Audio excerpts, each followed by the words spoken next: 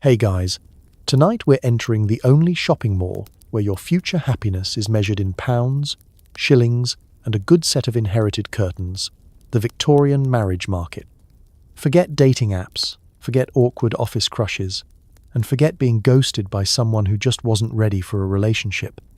In Victorian England, if you were a young woman, your romantic prospects involved a terrifying combination of social strategy, real estate investments, and the distinct possibility of being paraded around in a dress that weighs more than your neighbour's dog. Before we get started, take a second to like the video and subscribe, but only if you actually enjoy this kind of absurd historical therapy session. Drop a comment telling me where you're listening from, and bonus points if you confess the weirdest dating disaster you've ever survived. Now, dim those lights. Turn on a fan for that Victorian drafty manor experience. And let's get uncomfortably comfortable. Snuggle up, adjust your corset, and prepare to have your notions of romance utterly destroyed by economic theory and mothers who make modern helicopter parents look like amateurs. Have you ever wondered how you would fare if your romantic life depended on your ability to embroider, flirt with subtle eyebrow movements, and not faint from a mixture of nerves and tight undergarments?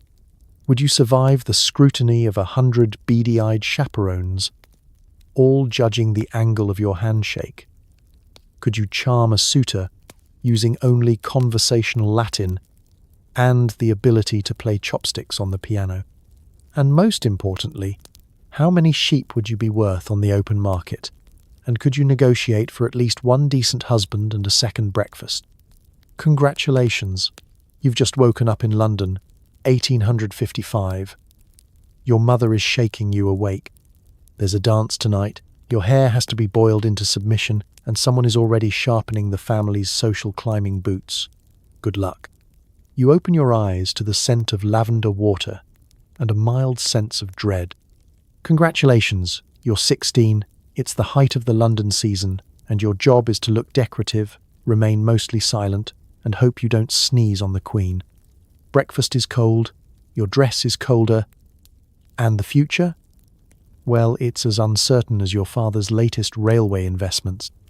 You lie in bed for a moment, listening to the sounds of the house waking up, a distant bell, hurried footsteps on polished floors, and the muffled panic of a maid discovering a wrinkle in your petticoat. The sun is barely up, but Victorian England believes in getting the anxiety started early. Before your feet even touch the intricately patterned carpet, you're already behind schedule. Your hair must be arranged into a shape that will withstand the entire day, including fainting, dancing, and at least one nervous breakdown. You stare at the ceiling and wonder how it's possible to be exhausted from a life you haven't lived yet.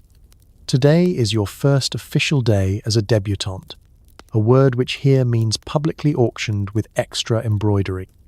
Your mother enters the room, trailing the scent of worry and a list of instructions so long it could be used as wallpaper.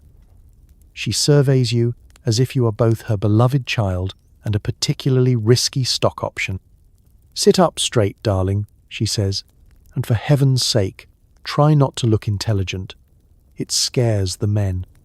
You practice your vacant but approachable gaze in the mirror while your maid brushes your hair into submission. You wonder, briefly, if there's an entire category of historical migraines caused exclusively by hairpins. Breakfast arrives. Or, as you now call it, food that used to be warm. A single poached egg wobbles suspiciously on your plate, accompanied by toast so brittle it might double as a weapon. Your brother strolls in, says something about cricket, and disappears. You try to eat, but every bite tastes like anticipation and mild terror. You're too nervous to swallow, but too hungry to stop. This is not the glamorous high society introduction you imagined while reading secret novels under the covers. This is more like an endurance event where the winner gets to stay solvent. The real fun starts with the dressing process. A group project involving your mother, your maid, and a small army of whalebone reinforcements. The corset goes on first, because nothing says youthful bloom like being physically incapable of taking a deep breath. Layers upon layers follow. Chemise, petticoat, stockings, and then the gown itself, a confection of silk, lace, and barely repressed panic. Your waist is squashed, your ribs are protesting, and your feet have already gone numb inside shoes designed for someone with the bone structure of a stork. The entire house is in a state of carefully concealed chaos. Your father has barricaded himself behind a newspaper, bravely avoiding any and all questions about family finances. Your mother is reviewing a list of eligible bachelors and their corresponding income brackets as if she's memorizing sports statistics. Your younger siblings are watching you with a mixture of awe and pity. You, meanwhile, are trying not to think about the hundreds of eyes that will be judging your every movement, word, and, God help you, complexion. Outside, a carriage waits to take you to your first grand introduction. The ride is bumpy, your stomach is doing elaborate flips, and you wonder if it's possible to faint gracefully without messing up your curls. As you approach the grand halls of society, the scale of the operation hits you. There are so many girls, all dressed like pastel pastries, all silently calculating their odds of bagging a viscount. The air is thick with perfume, ambition, and the faint whiff of desperation. You step out onto the marble steps and try to look natural, even though you're fairly certain your left eyelid is twitching. There's a flurry of last-minute instructions, a quick dab of powder to your nose, and then, showtime. Your name is announced to a roomful of strangers, all eager to see if you're worth a dance, a dowry, or at least some light gossip. The line moves forward. You join it, shoulders back, chin up, and heart pounding like a steam engine about to derail. And so your journey begins, not with a bang, but with a delicate curtsy and a silent promise to survive. Welcome to the Victorian marriage market. Your season has officially started. Try not to sneeze. Before you've finished your dry toast, your mother launches into her daily strategy meeting, charts, lists, family trees, and a reminder that if you don't marry well this year, it's back to the countryside and lifelong goat herding for everyone. The pressure is soothing, in a mildly soul-crushing way. The meeting begins precisely at 8:07 a.m., because even your mother's anxiety is punctual. She sweeps into the breakfast room with the kind of energy that only comes from a night spent diagramming the bloodlines of every eligible bachelor within 50 miles. She's armed with a sheaf of handwritten notes, last season's peerage book, and the haunted look of a woman who knows exactly how many eligible men have mysteriously died abroad. You take another bite of toast, if only for something to do with your hands, and brace for impact. First up, the family overview. Your mother launches into a review of the brand, otherwise known as not embarrassing us in front of Lady Chiltern again. There are reminders about posture, military, smiles, gentle, not deranged, and the importance of never, ever mentioning the family's unfortunate history with sheep. She flicks through a hand-drawn chart of the London social calendar, colour-coded for balls, teas, and potential humiliation. Your future, it turns out, is a spreadsheet with a petticoat. Next, it's time for the Suitor review. Your mother rattles off a list of names and titles, each with their own subcategories. Sufficiently rich but suspiciously quiet, acceptable hairline, owns 3 dogs, potential future baronet, but his mother is a dragon. There's Lord Eversham, who has a promising estate but a worrying fondness for amateur taxidermy, and Mr. Beecham, whose conversation is reportedly less stimulating than a boiled turnip. You are encouraged to keep an open mind, which is Victorian for be ready to marry anyone with a pulse and a bank account. She consults the family tree with the same reverence most people reserve for holy relics. Each potential match is meticulously cross-checked for possible scandal, contagious diseases, and whether or not he's rumoured to eat peas with a knife. Instant disqualification. You try to imagine your future children explaining to their friends that mummy chose daddy because his second cousin's uncle didn't lose the family silver at whist. Now comes the daily etiquette drill. Today's lesson: the acceptable range of eyebrow movement in mixed company. Apparently, last year's incident with Lady Fenchurch's cousin, where you accidentally implied a proposal with a rogue eyebrow wiggle, has not been forgotten. You're issued an emergency fan and a polite reminder that excessive blinking is a sign of weak character. Somewhere between a rundown of eligible bachelors and a warning about the perils of dancing too enthusiastically, your mother brings out the dreaded dowry ledger. You listen as she recites a grim litany of your dowry's current value, which includes your grandmother's pearls, a plot of land in Dorset, and several inherited debts. The summary is clear. The money is nearly gone, and your brother's allowance is hanging by a thread made of hope and unwise investments. You nod, trying not to look at your brother, who is currently hiding behind a newspaper and pretending to be literate. As the morning progresses, your mother's briefing escalates from gentle suggestions to urgent tactical recommendations. She hands you a folded sheet of social do's and don'ts for the day. Do? Smile graciously, show interest in horticulture, laugh quietly at bad puns. Don't? Discuss politics, mention your opinions on the corn laws, or, under any circumstances, reference Cousin Margaret's disastrous turn as Juliet in the local Shakespeare Society. And finally, the pep talk. Remember, dear, this is your year, your moment. If we play our cards right, we might avoid complete social ruin and possibly secure summers in Bath. No pressure, of course. She pats your hand and gazes at you with a mixture of pride and barely concealed panic. The meeting concludes just in time for you to inhale the last of your cold tea. You stand, take a deep breath, and wonder if modern job interviews would feel less stressful than this. As you're dismissed with a final reminder to always say thank you, especially if offered a second scone, you march toward your day, armed with nothing but a brittle smile, a stack of mental notes, and the lingering fear that you may someday, indeed, end up herding goats. Onward, to battle.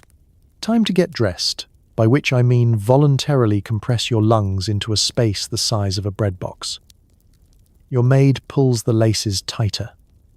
You contemplate whether this is what being a sausage feels like. Breathing is optional, posture is mandatory. You stand in the middle of your freezing bedroom, arms raised, while your maid performs what can only be described as competitive knot-tying behind your back. She tugs, you gasp, and somewhere in the distance, you're fairly sure you hear your ribs whispering their final goodbyes. This, you remind yourself, is the price of elegance in Victorian England. Physical discomfort in exchange for social approval. No one warned you that looking delicate would involve so much blunt force trauma. The corset, the day's main event, is presented with the gravity of a holy relic and the menace of a medieval torture device. Its boning is made from actual whalebone, or possibly the shattered dreams of comfortable women, stitched tightly into fabric as stiff as the upper lips of the British aristocracy.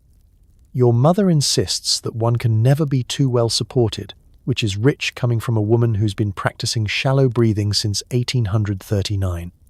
As your waist is cinched, inch by inch, you're reminded that Victorian beauty standards value an hourglass figure, even if you're shaped more like a kindly turnip.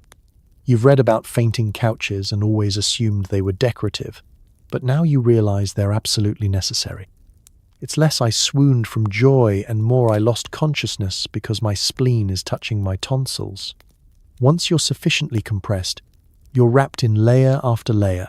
A chemise, the don't let the corset touch your skin layer. Then a petticoat, possibly two, and then the gown.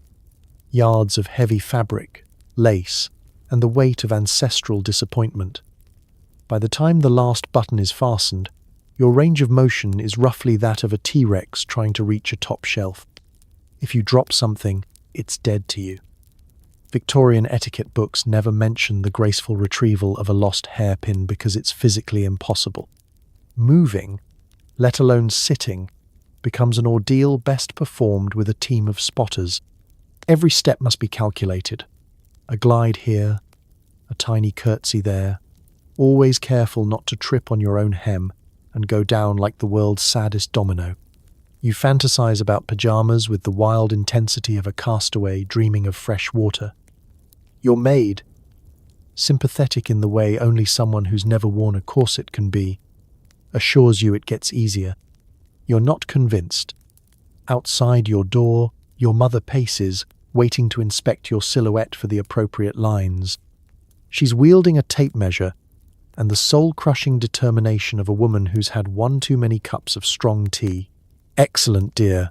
You look nearly faint," she says approvingly. You try to smile, but it's hard to manage when you're 80% whale, 15% taffeta, and 5% existential dread. Breakfast, as always, is a trap. Victorian society expects you to eat daintily, but the combination of nerves and internal organ rearrangement means every bite is a risk. You nibble on a crust, hoping nobody notices you're just moving food around your plate, and not because you're delicate, but because you physically cannot fit more than 3 mouthfuls of toast inside your reconfigured torso. There is, of course, the matter of corset discipline. The ideal Victorian young lady never complains, never fidgets, and definitely never admits to the full-body pins and needles sensation radiating from her left foot. Your spine aches, your arms tingle, and your brain quietly replays the fantasy of burning every corset in a ceremonial pyre. But here's the twist. Once you leave your room, you're joined by dozens of other girls, all expertly trussed and trying not to pass out. You exchange knowing glances, little shrugs, a silent camaraderie forged in mutual compression. Your smiles are a little tight, your laughter comes in shallow bursts, and every so often, someone discreetly leans against a potted plant for support.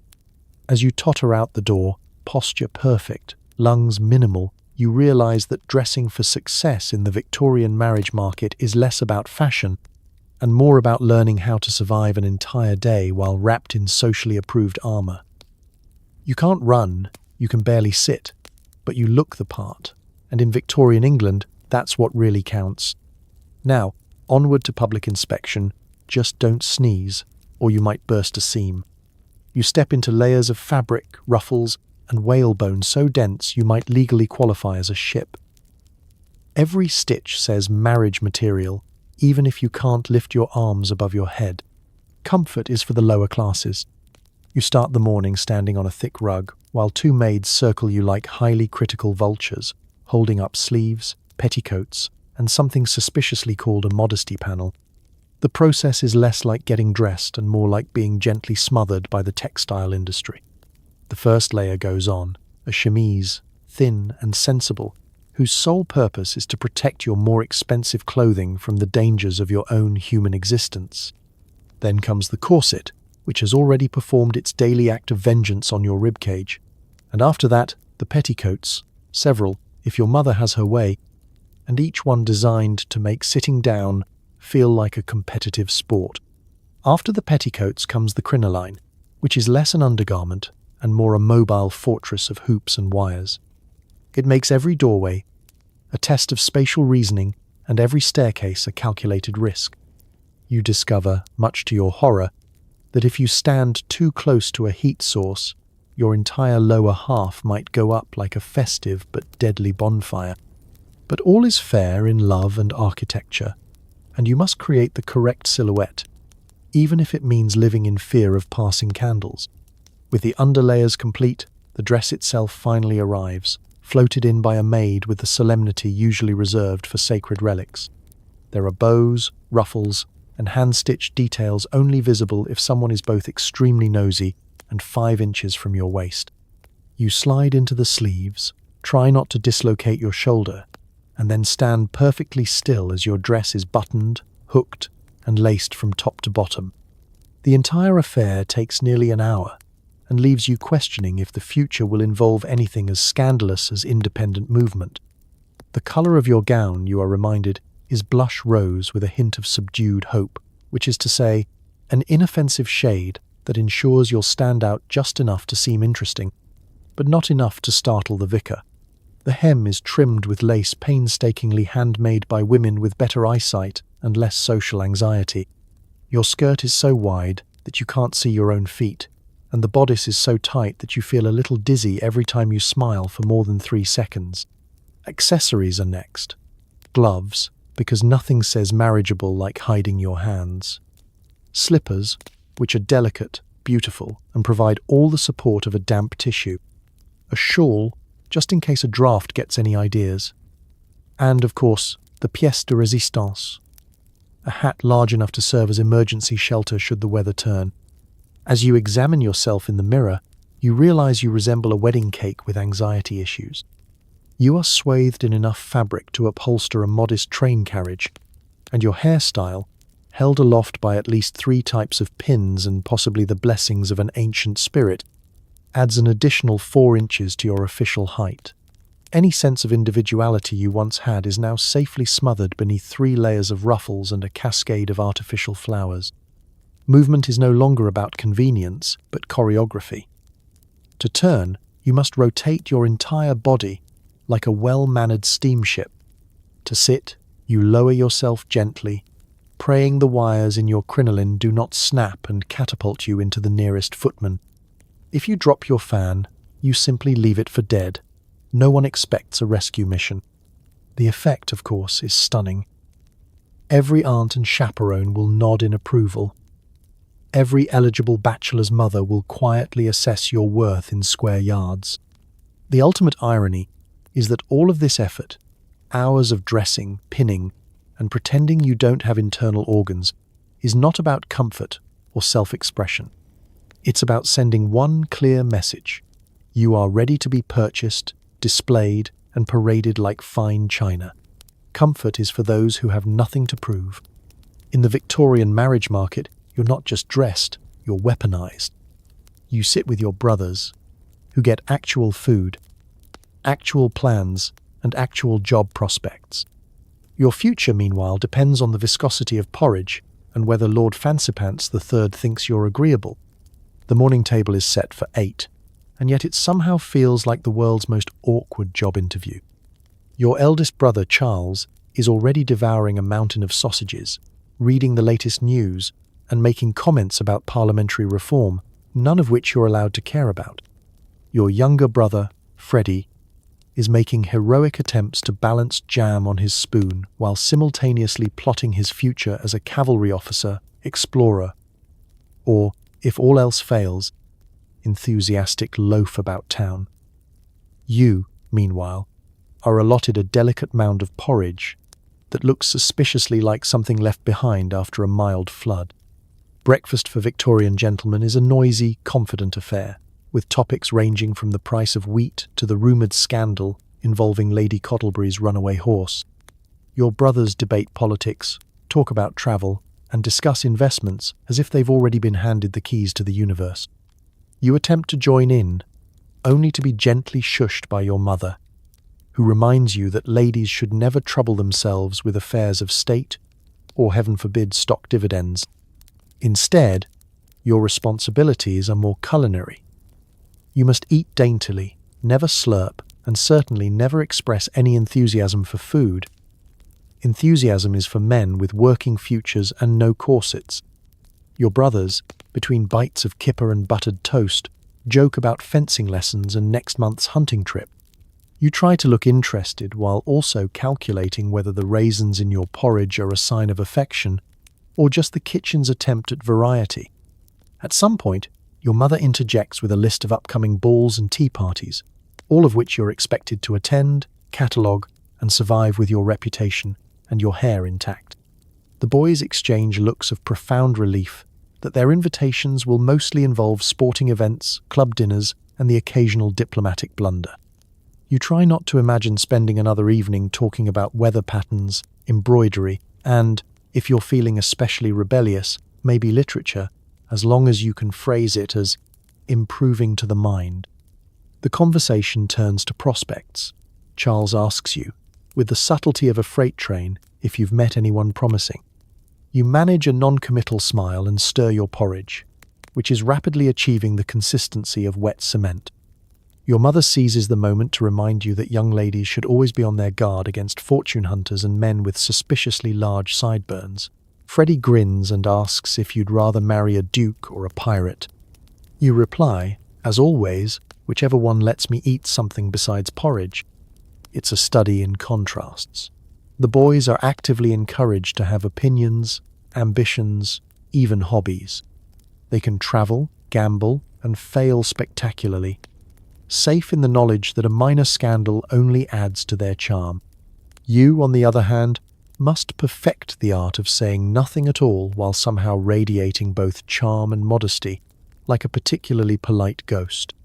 By the end of breakfast, your brothers are arguing about who will ride to the village after lunch, while you're given a gentle reminder to practice your pianoforte, brush up on French, and possibly review the family silver pattern in case you're called upon to identify it during a social emergency. You begin to suspect that if your future really does depend on porridge viscosity and Lord Fancypants III, it might be time to consider a daring escape to the colonies. Or at least the kitchen. The meal ends with your brothers thundering out the door in a cloud of confidence and toast crumbs. You're left in the echo of their ambitions, staring into a bowl of gruel and the reality that your path is as carefully managed as your hemline. You get up, straighten your skirts, and prepare to face a day of polite conversation, social strategy, and more porridge. Because in Victorian England, every breakfast is a gentle reminder. Your life is an endless audition, and the judges are all related to you. Leaving the house means submitting to the ironclad oversight of your chaperone, a woman who can detect a flirtatious glance at 20 paces and snuff out hope with a single raised eyebrow. Freedom is an illusion, and romance is strictly rationed. It doesn't matter if you're simply visiting the local dressmaker or attending a grand ball at Buckingham Palace. The laws of Victorian society demand that you, a marriageable young lady, may never venture beyond the family doorstep without your trusty chaperone. She appears at your elbow the moment you so much as look longingly at the front door, materializing from shadows with the supernatural efficiency of someone who has made a lifelong study of foiling courtship. Your chaperone is Mrs. Badgery, an indestructible widow with a constitution made of iron and the moral flexibility of a granite tombstone. She's rumoured to have survived 3 London seasons, 2 minor scandals, and a brief but successful career as a governess to children who now rule small European nations. Her official duties: protect your virtue, guard the family name, and ensure that your only conversations with men are either A. witnessed by at least 4 people, or B. so dull that even the family dog loses interest. Every outing is meticulously orchestrated. You step into the carriage, and Mrs. Badgery follows, seating herself with the gravity of a judge at a public hanging. She carries an arsenal of tools, spectacles for staring, a smelling salts bottle for dramatic effect, and a fan for signalling disapproval in Morse code. You clutch your reticule and try to remember if the world outside has any colour in it. The moment you arrive anywhere, Mrs. Badgery becomes a mobile surveillance unit. At the milliner's, she stands just close enough to hear every word you exchange with the shop girl, in case the shop girl is secretly a marriage-minded bachelor in disguise. On the promenade, she inspects every passing gentleman as though they're each applying for a permit to breathe the same air as you. Heaven help any young man who approaches with intent. One look from Mrs. Badgery, and he's reduced to a babbling apology and a hasty retreat into the nearest hedgerow. Romance under this regime is not so much forbidden as it is logistically impossible. If you do somehow manage to attract attention, a lingering glance, a brave "Good afternoon, Mrs." Badgery swoops in like a hawk to the scene of a potential scandal. Her eyebrows do most of the talking, but for special emergencies, she's also equipped with the patented chaperone cough, a sound so sharp and pointed it could slice through a silk bustle at 20 paces. You've heard tales of daring girls who evade their chaperones for secret moonlit meetings, but you strongly suspect those stories end with exile to a distant aunt's house or a lifetime supply of needlepoint. More likely, the chaperone network, rumoured to communicate by coded letters, raised eyebrows, and the sheer force of British disappointment, would have you rounded up before you could even write your first love note. The most you can hope for is a walk in the park, with Mrs. Badgery trailing 3 paces behind like a very judgmental spectre. If you pause by a bench, she appears beside you in a cloud of lavender and sternness. If you admire the flowers, she reminds you, loudly, that roses have thorns. If a young man dares to offer you a handkerchief, she thanks him in such a way that he wonders if he's just been cursed. At social gatherings, the chaperone's powers only grow. Mrs. Powers. Badgery stands in the corner, fanning herself in a semaphore of silent warnings, and somehow knows every conversation you have, even the ones you have while whispering in the punchline. If you dare to slip away for a breath of air, she materializes behind you with the efficiency of an avenging angel. "Shall we go in, dear?" she asks, and you know better than to argue. By the end of the day, you're as exhausted as if you danced all night, though the only steps you've taken are in lockstep with your chaperone's unyielding presence. Privacy is a memory, romance, a faraway rumor, and freedom, well. Freedom will have to wait until after marriage. For now, you walk the narrow path of Victorian virtue, watched at every turn by Mrs. Badgery's unwavering gaze, a living reminder that, in the marriage market, the real gatekeeper always sits right beside you. The London season, 5 months of balls, dinners, teas, and desperate social maneuvering. Your family's hopes and debts ride on your ability to attract the right suitor, preferably one with a large estate and no visible signs of consumption. It all starts in early spring, when London itself seems to bloom with carriages, ribbons, and anxiety. Your mother has marked every event on the social calendar with coloured ink and nervous energy. The air is thick with anticipation and cologne, as hundreds of families descend on the city for what amounts to the world's most awkward, high-stakes talent show, where the only acceptable talents are walking, curtsying, and not passing out. Each morning, you wake to a fresh schedule taped discreetly to your dressing mirror. Breakfast with Lady MacGuffin, promenade in Hyde Park, tea at the Carraways, rehearsal for Thursday's quadrille, dinner at the Duchess's, ball at the Hastings. If you think that sounds exhausting, you are correct. Victorian society believed in the power of repetition, and the season is less fun social whirl and more polite marathon with extra steps. You soon learn that every event is a battlefield, and the competition is fierce. The drawing rooms and ballrooms of Mayfair are stuffed to the plaster with debutantes in pastel dresses, all smiling as if they don't secretly want to step on your hem. The real action isn't on the dance floor, it's in the glances, whispers, and sly manoeuvring behind every invitation and introduction. Your family needs a win, and a win in this case means you. Gracefully paired off with a man who will, at a minimum, pay his own bills. At your first ball, the pressure is immediate. Chaperones herd girls like prize livestock into the centre of the room while eligible bachelors line the walls, looking equally terrified and bored. The ritual is timeless. Eyes meet, chins tilt, fans flutter, and somewhere in the corner, a nervous aunt drops a teacup. Your dance card is thrust into your hand, already half filled by your mother's behind-the-scenes negotiations. You quickly realize that being asked to dance by the right man is a subtle sign to the entire room, like being tagged in a high-stakes Victorian version of Instagram. But it isn't just about dancing. There are dinners, too, where you learn to eat soup without slurping and master the fine art of small talk. Yes, Lord St. Ives, I also find turnip yields fascinating. Teas become endurance tests of etiquette and bladder control, as you sit for hours while matrons compare notes and you struggle to remember if Lady Trundle's third son is the one with the limp or the one who collects beetles. Every moment is watched, evaluated, and quietly ranked by other debutantes, by gossip-hungry mothers, and by every prospective mother-in-law within 50 miles. The social manoeuvring is relentless. It's not enough to look pretty and sound pleasant. You must avoid scandal like your reputation depends on it, because it does. One slip, one poorly timed giggle, and you're the talk of the town, for all the wrong reasons. Whispered rumours spread faster than invitations. You smile, nod, and say nothing controversial. Victorian life is, at heart, a masterclass in never putting a foot wrong while wearing shoes that were never meant for actual walking. Somehow, amidst the endless cycle of events, you're also expected to keep a mental database of eligible bachelors.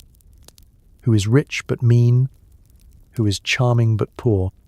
who once allegedly sneezed on the Prince Regent's dog.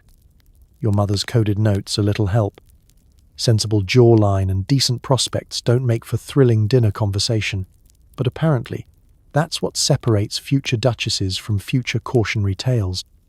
Night after night, you collapse into bed, your feet throbbing and your brain buzzing with the day's parade of faces and names. You wonder if anyone has ever truly enjoyed the season, or if, for centuries, every girl has secretly dreamed of running off to join the circus, preferably one with more forgiving footwear and less competitive tea drinking. But there's no escape. Tomorrow, and the day after, and the day after that, the season continues, an endless waltz of hope, expectation, and social performance. You're the family's best bet, their investment, and their favorite source of stress.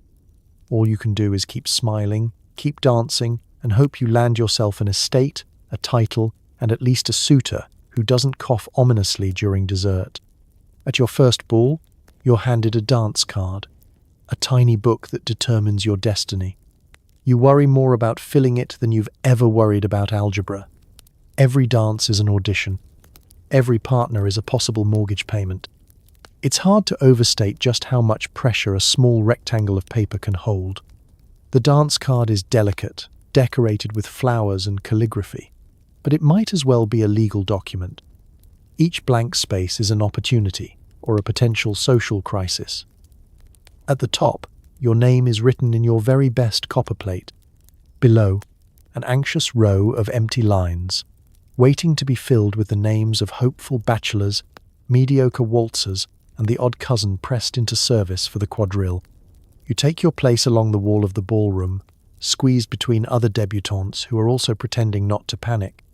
The music swells, the chandeliers glitter, and the grand entrance of the eligible men begins, a parade of waistcoats, nervous grins, and the lingering fear of sweaty palms. Your chaperone lurks nearby, evaluating each potential partner with the scrutiny usually reserved for selecting livestock. You catch your mother's eye across the room. Her expression says, "Remember, charm, but not too much charm. No one likes a show-off." The first suitor approaches. He bows, introduces himself, and asks if he might have the pleasure of the next dance. You stammer out a yes, hand him your dance card, and watch as he writes his name on the next available line. You exhale, relieved. You have survived your first test. Unfortunately, there are 15 more dances to go, and you've just realized that you can't remember his last name or anything about him, except that he stepped on your toe while bowing. It doesn't take long to spot the patterns. The best prospects, the ones with land, income, and all their teeth, get snatched up in minutes. The second sons, awkward cousins, and future disappointments hover hesitantly at the edge, hoping someone will have pity. You develop a sixth sense for which bachelors are in demand. Their dance cards fill up quickly, and mothers circle them like competitive vultures. Meanwhile, you desperately try to avoid being left with gaps in your own card, which, in the ruthless world of Victorian ballrooms, is social death by omission.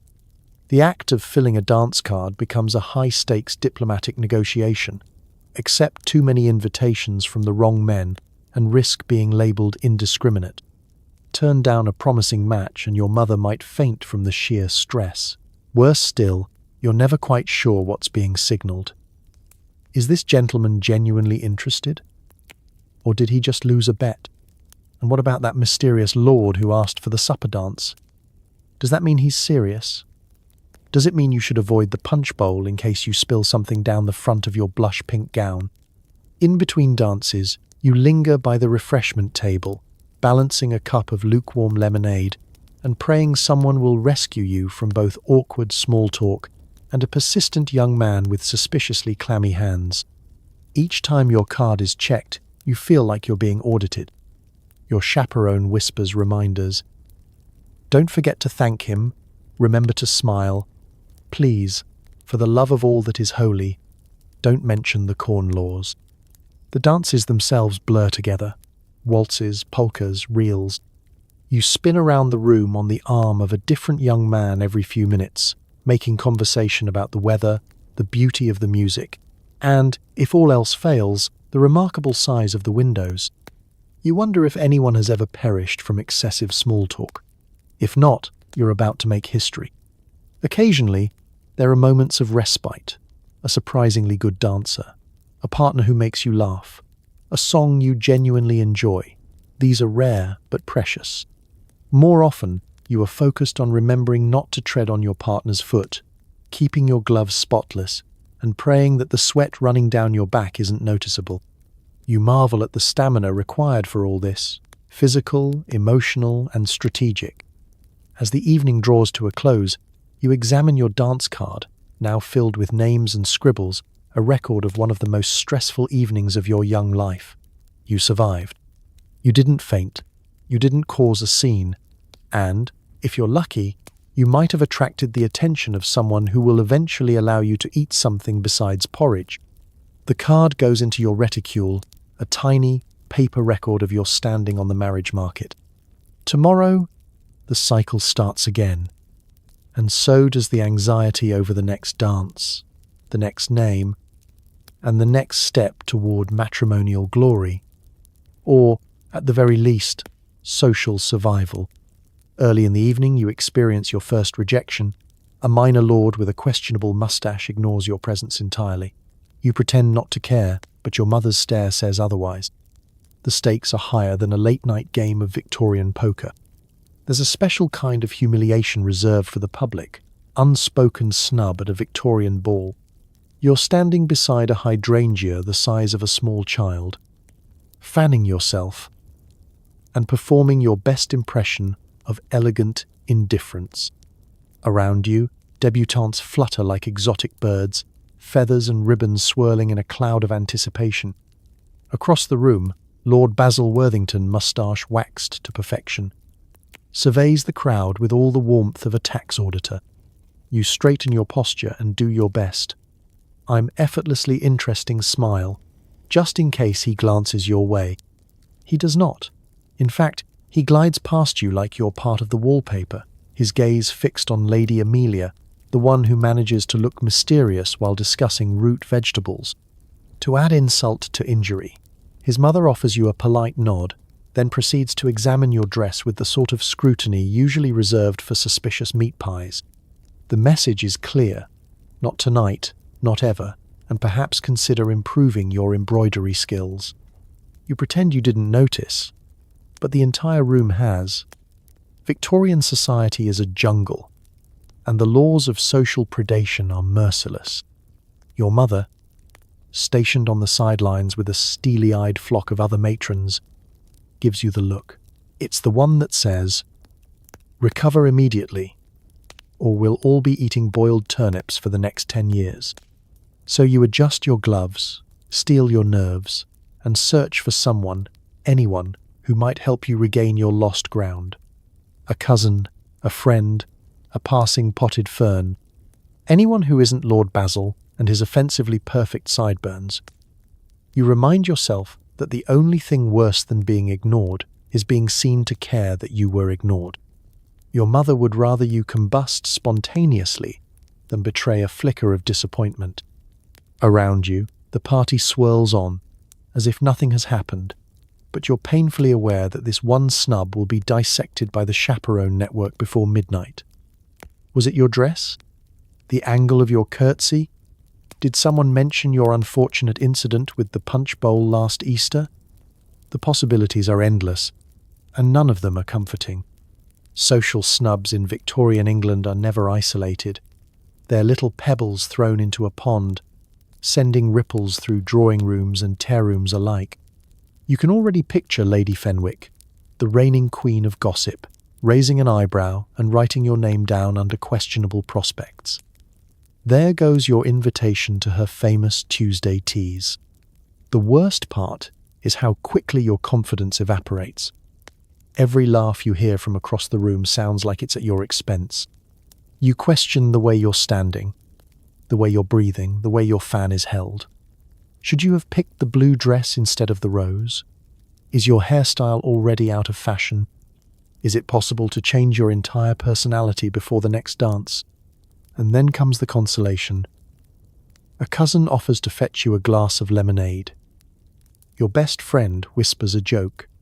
Your chaperone gives you the faintest of approving nods for not bursting into tears, which, in her world, is high praise indeed. You remember that the rules of the marriage market are cruel, but survival means not letting them see you bleed, figuratively of course, since actual fainting is only acceptable if it's caused by corset-related oxygen deprivation. Gradually, you find your footing, the music swells, a new dance begins, and another partner, perhaps a second son or a promising solicitor, asks for your hand. You manage a graceful smile, even if it feels like you're tap dancing on the edge of social doom. You remind yourself that even the Queen was once snubbed by someone, probably. By the time the evening ends, you've learnt a valuable lesson. In Victorian society, one must have the resilience of a hedgehog and the memory of a goldfish. Lord Basil and his moustache are already fading into irrelevance, replaced by the next round of introductions, rumours and waltzes. And as your mother squeezes your arm and whispers, "Well done, my dear," you realise that surviving the social snub is just another dance in the endless, exhausting ball that is the marriage market. The drawing rooms are abuzz with whispers.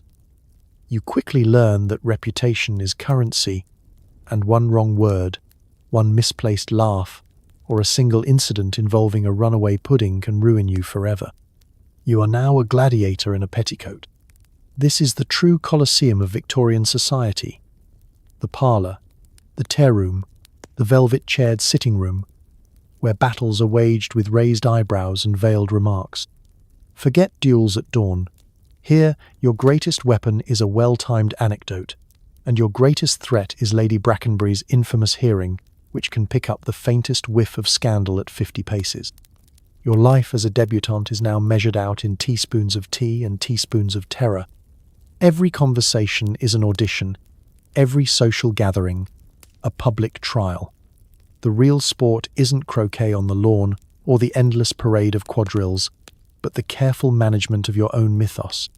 The slightest misstep, a giggle at the wrong joke, a falter in your French, the devastating crime of being seen alone in the garden with someone who isn't your cousin, will be passed through the social grapevine faster than the latest shipment of Madeira.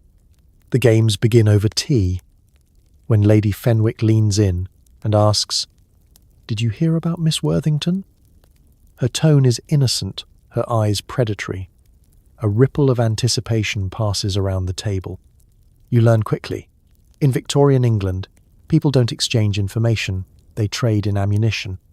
You sip your tea as carefully as a bomb disposal expert, hoping no one mentions the time you accidentally dropped a spoon down the back of your bodice at the bishop's dinner. Not that anyone ever forgets. Rumour is oxygen, and everyone breathes deeply.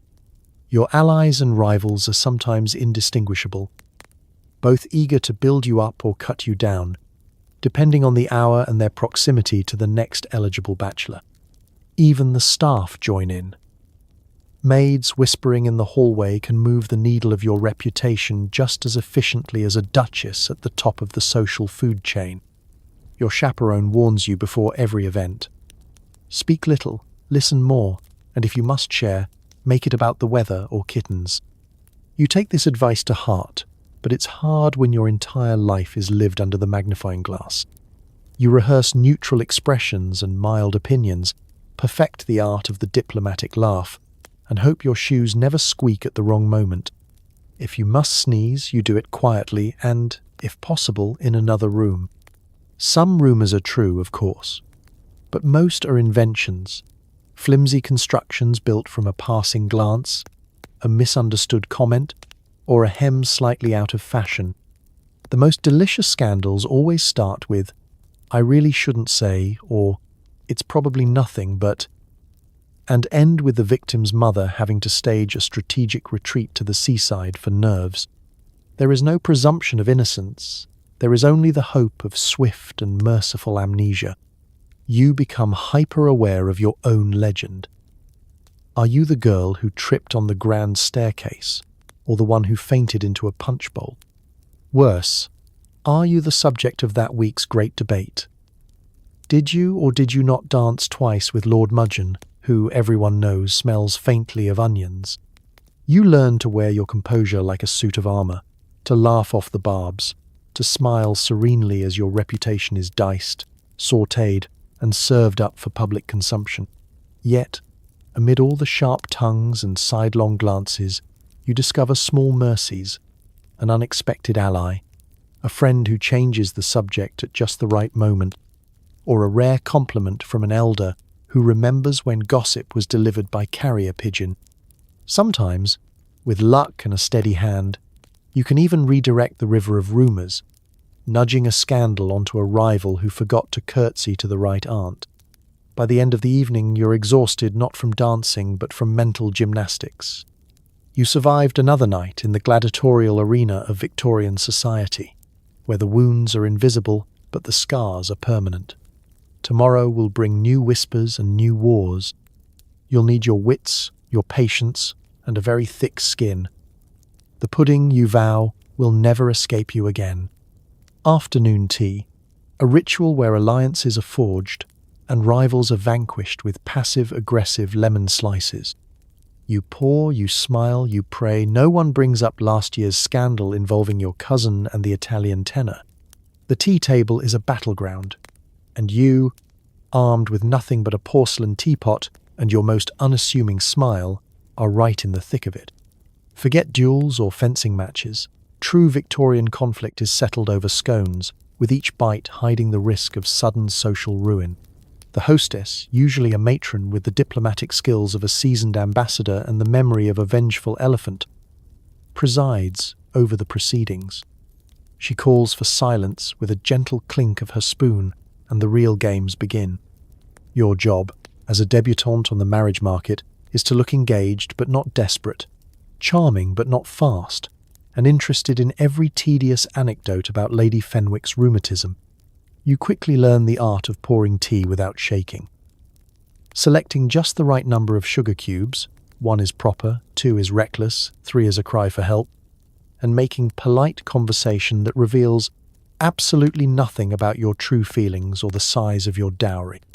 Every seat at the table is a carefully calculated position. You find yourself between Miss Prunella, who is rumoured to be seeking her 3rd engagement, and Lady Charity, who once made a debutante cry with nothing but a comment about lacework. You smile at their jokes, even the ones that seem designed to test your sense of self-worth, and nod sagely as someone brings up the latest on the price of tea imports or the tragic fate of a neighbour's Pomeranian. You notice immediately that tea is less about the beverage and more about the performance. Every pour, every lift of the cup, every nibble of a biscuit is scrutinised. Are your gloves spotless? Do you eat the jam first or the clotted cream? Pro tip: whichever way your hostess does it, this is not the moment for innovation. You master the art of taking tiny, polite bites, no crumbs, no spills, and above all, never devour a cucumber sandwich with visible enthusiasm. But tea is also about coded messages. That polite laugh? It's a warning shot. The way Miss Prunella offers you the lemon before the milk, she's asserting dominance. When Lady Charity suggests you take another scone, she's actually telling you not to. It's a game of verbal chess, and you're expected to anticipate every move 3 conversations ahead. At any moment, the conversation can turn into a minefield. Someone brings up last year's Italian tenor debacle, and the table goes quiet for a split second. A pregnant pause before the real attack. You laugh lightly, deflect, and quickly praise Lady Fenwick's hydrangeas. The storm passes, but you know you've only survived because you've offered a new topic for the gossip mill to grind. If you're clever, you can use the occasion to your advantage. Whisper a kind word about a rival's new bonnet, immediately doubling her odds of a fashion faux pas at the next ball. Compliment someone's embroidery, even if you suspect it was purchased last week and smells faintly of the shop. Alliances are built and broken in these moments. One careless remark, and you're cast out into social Siberia. One perfectly timed compliment, and you're the darling of the week. Behind the scenes, mothers hover, ears perked for any hint of scandal or promise. They exchange glances, weighing every giggle and glance, plotting futures with all the subtlety of generals at war. You suspect your own mother is taking mental notes for her next strategy session. As the tea ends and the empty cups are gathered up, you breathe a quiet sigh of relief. Another skirmish survived. No major blunders, no outright declarations of war, only the low hum of fresh gossip and the possibility of an invitation to Lady Fenwick's next garden party. You've learned that afternoon tea is less about refreshment and more about reconnaissance, a daily reminder that in the Victorian marriage market, you must always be gracious, always be guarded, and always mind your lemon slices. Eligible men arrive like anxious livestock at auction. Each has a mother, a monocle, and a family fortune that may or may not actually exist. You judge them on their conversational skills, their cravat choices, and the shape of their sideburns. The spectacle begins promptly at 7 o'clock, when the drawing-room doors are thrown open and a tide of young gentlemen, some rosy with hope, others pale with dread, spill into the candlelight. It's a Victorian bachelor parade, a dazzling display of nervous smiles, starchy collars, and inherited titles. Your mother sits on the edge of her chair, eyes sharp as a falcon. She surveys each man as if he's a lot at Sotheby's. Will he do? What are his prospects? Has his family managed to keep the ancestral roof attached to the ancestral house? One by one, they're presented like new models at a carriage show. First, Lord Plumley, who has the unfortunate habit of clearing his throat between every sentence and once invested heavily in Peruvian railway bonds. Then, Mr. Chumley, whose sole conversational topic is the tragic loss of his childhood guinea pig and who once fainted at the opera. Each suitor arrives with a hopeful mother in tow, eager to drop hints about their son's Latin proficiency, riding skills, or, failing all else, his minor connection to someone in government. You are expected to engage in conversation, each exchange more formal than a Supreme Court hearing. The questions are predictable, rehearsed to the point of absurdity. Do you ride? How do you find the weather? Have you seen the latest exhibition at the Royal Academy? Each answer is a careful exercise in self-preservation. Too witty, and you risk appearing forward. Too dull, and you may never see another dance card again. You quickly master the art of the neutral smile, a look that says, "I could see myself managing your country estate or possibly running for the nearest exit." Cravats, you discover, are the true measure of a man. The intricacy of the knot, the crispness of the linen, the subtle shade of the fabric, these are clues, tiny coded messages about breeding, wealth, and a suitor's general ability to function unsupervised. You spot the dangerous dandy, his cravat an origami marvel and his conversation equally tangled. Beside him, the earnest country squire, whose cravat has clearly been tied by his manservant, but who makes up for it with shy, blushing compliments about your embroidery.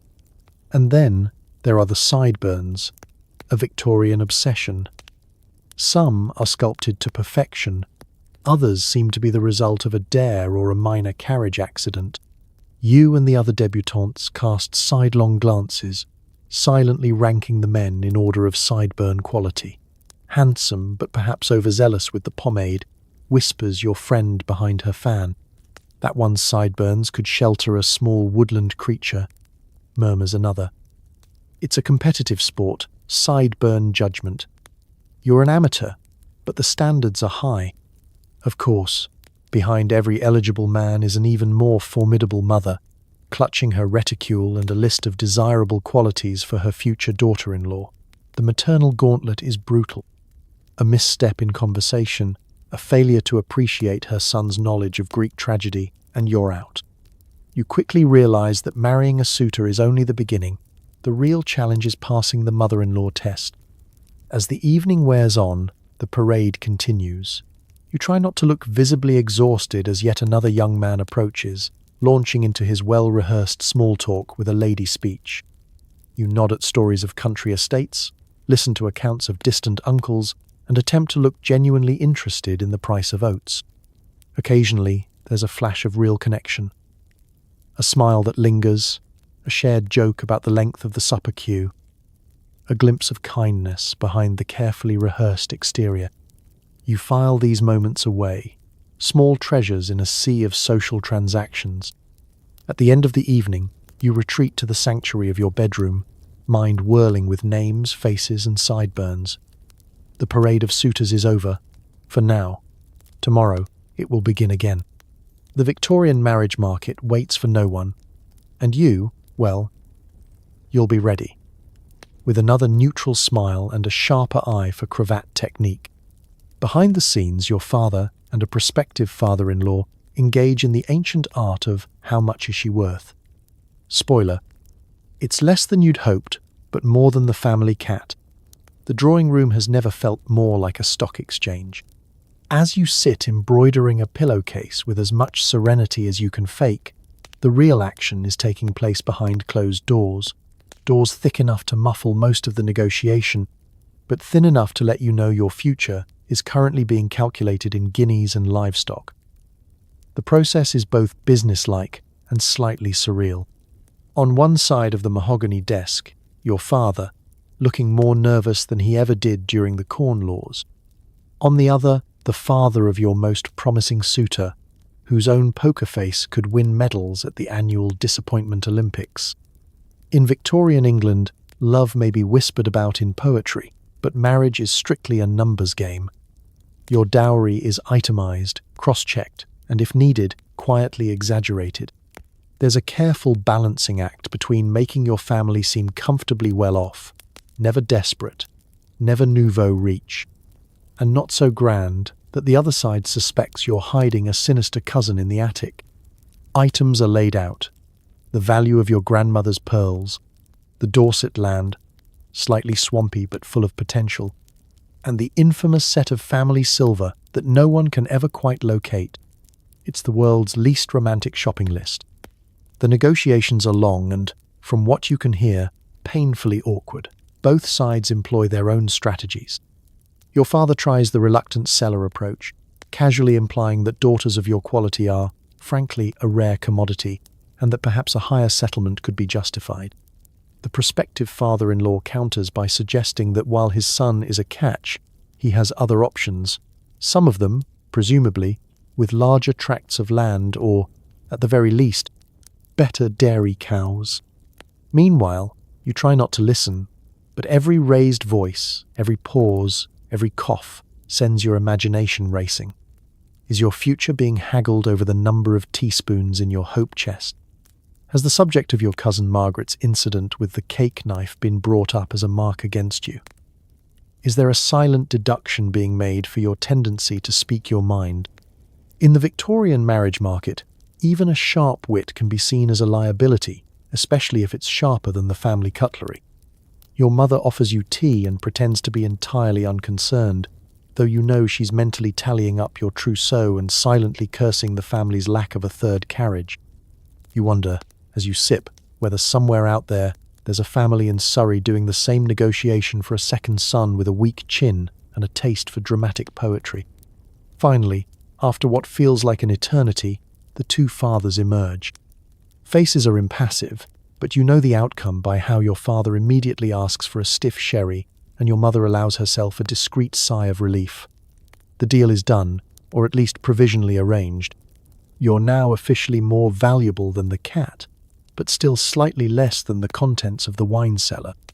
No one says the word sold, but that's the undertone. You're congratulated, hugged, and reminded that you've made a very good match. You smile, trying not to think of yourself as a particularly fancy cow at market, and thank everyone in the room for their efforts. There will be paperwork, of course, mountains of it, most of which you're not allowed to read. Legal documents, contracts, marriage settlements. It's all very proper and binding, with the future happiness of both families balancing on a stack of parchment and the careful application of sealing wax. Later that evening, as you're told the terms, what's included, what's not, and exactly how many teaspoons you'll be expected to hand over, you reflect on the strange logic of it all. In the end, it's less about romance and more about merging fortunes, cementing alliances, and, above all, keeping up appearances. Love may be blind, but the Victorian marriage market is always counting. One suitor, emboldened by sherry, asks for your hand. He stammers, you blush, and the entire room leans in so hard you're surprised the walls don't buckle. You manage not to laugh or flee. Victorian proposals are less a private exchange of hearts and more a spectator sport with full audience participation. The scene is set, a drawing room packed with anxious relatives, hopeful mothers, and at least one younger sibling hiding under a settee, determined not to miss the main event. The air is thick with anticipation, overcooked mutton, and the faint aroma of disaster.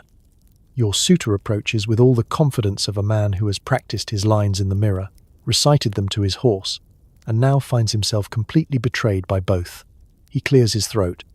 He looks at you, then at the wallpaper, then at you again, as if the pattern might offer some last-minute escape route.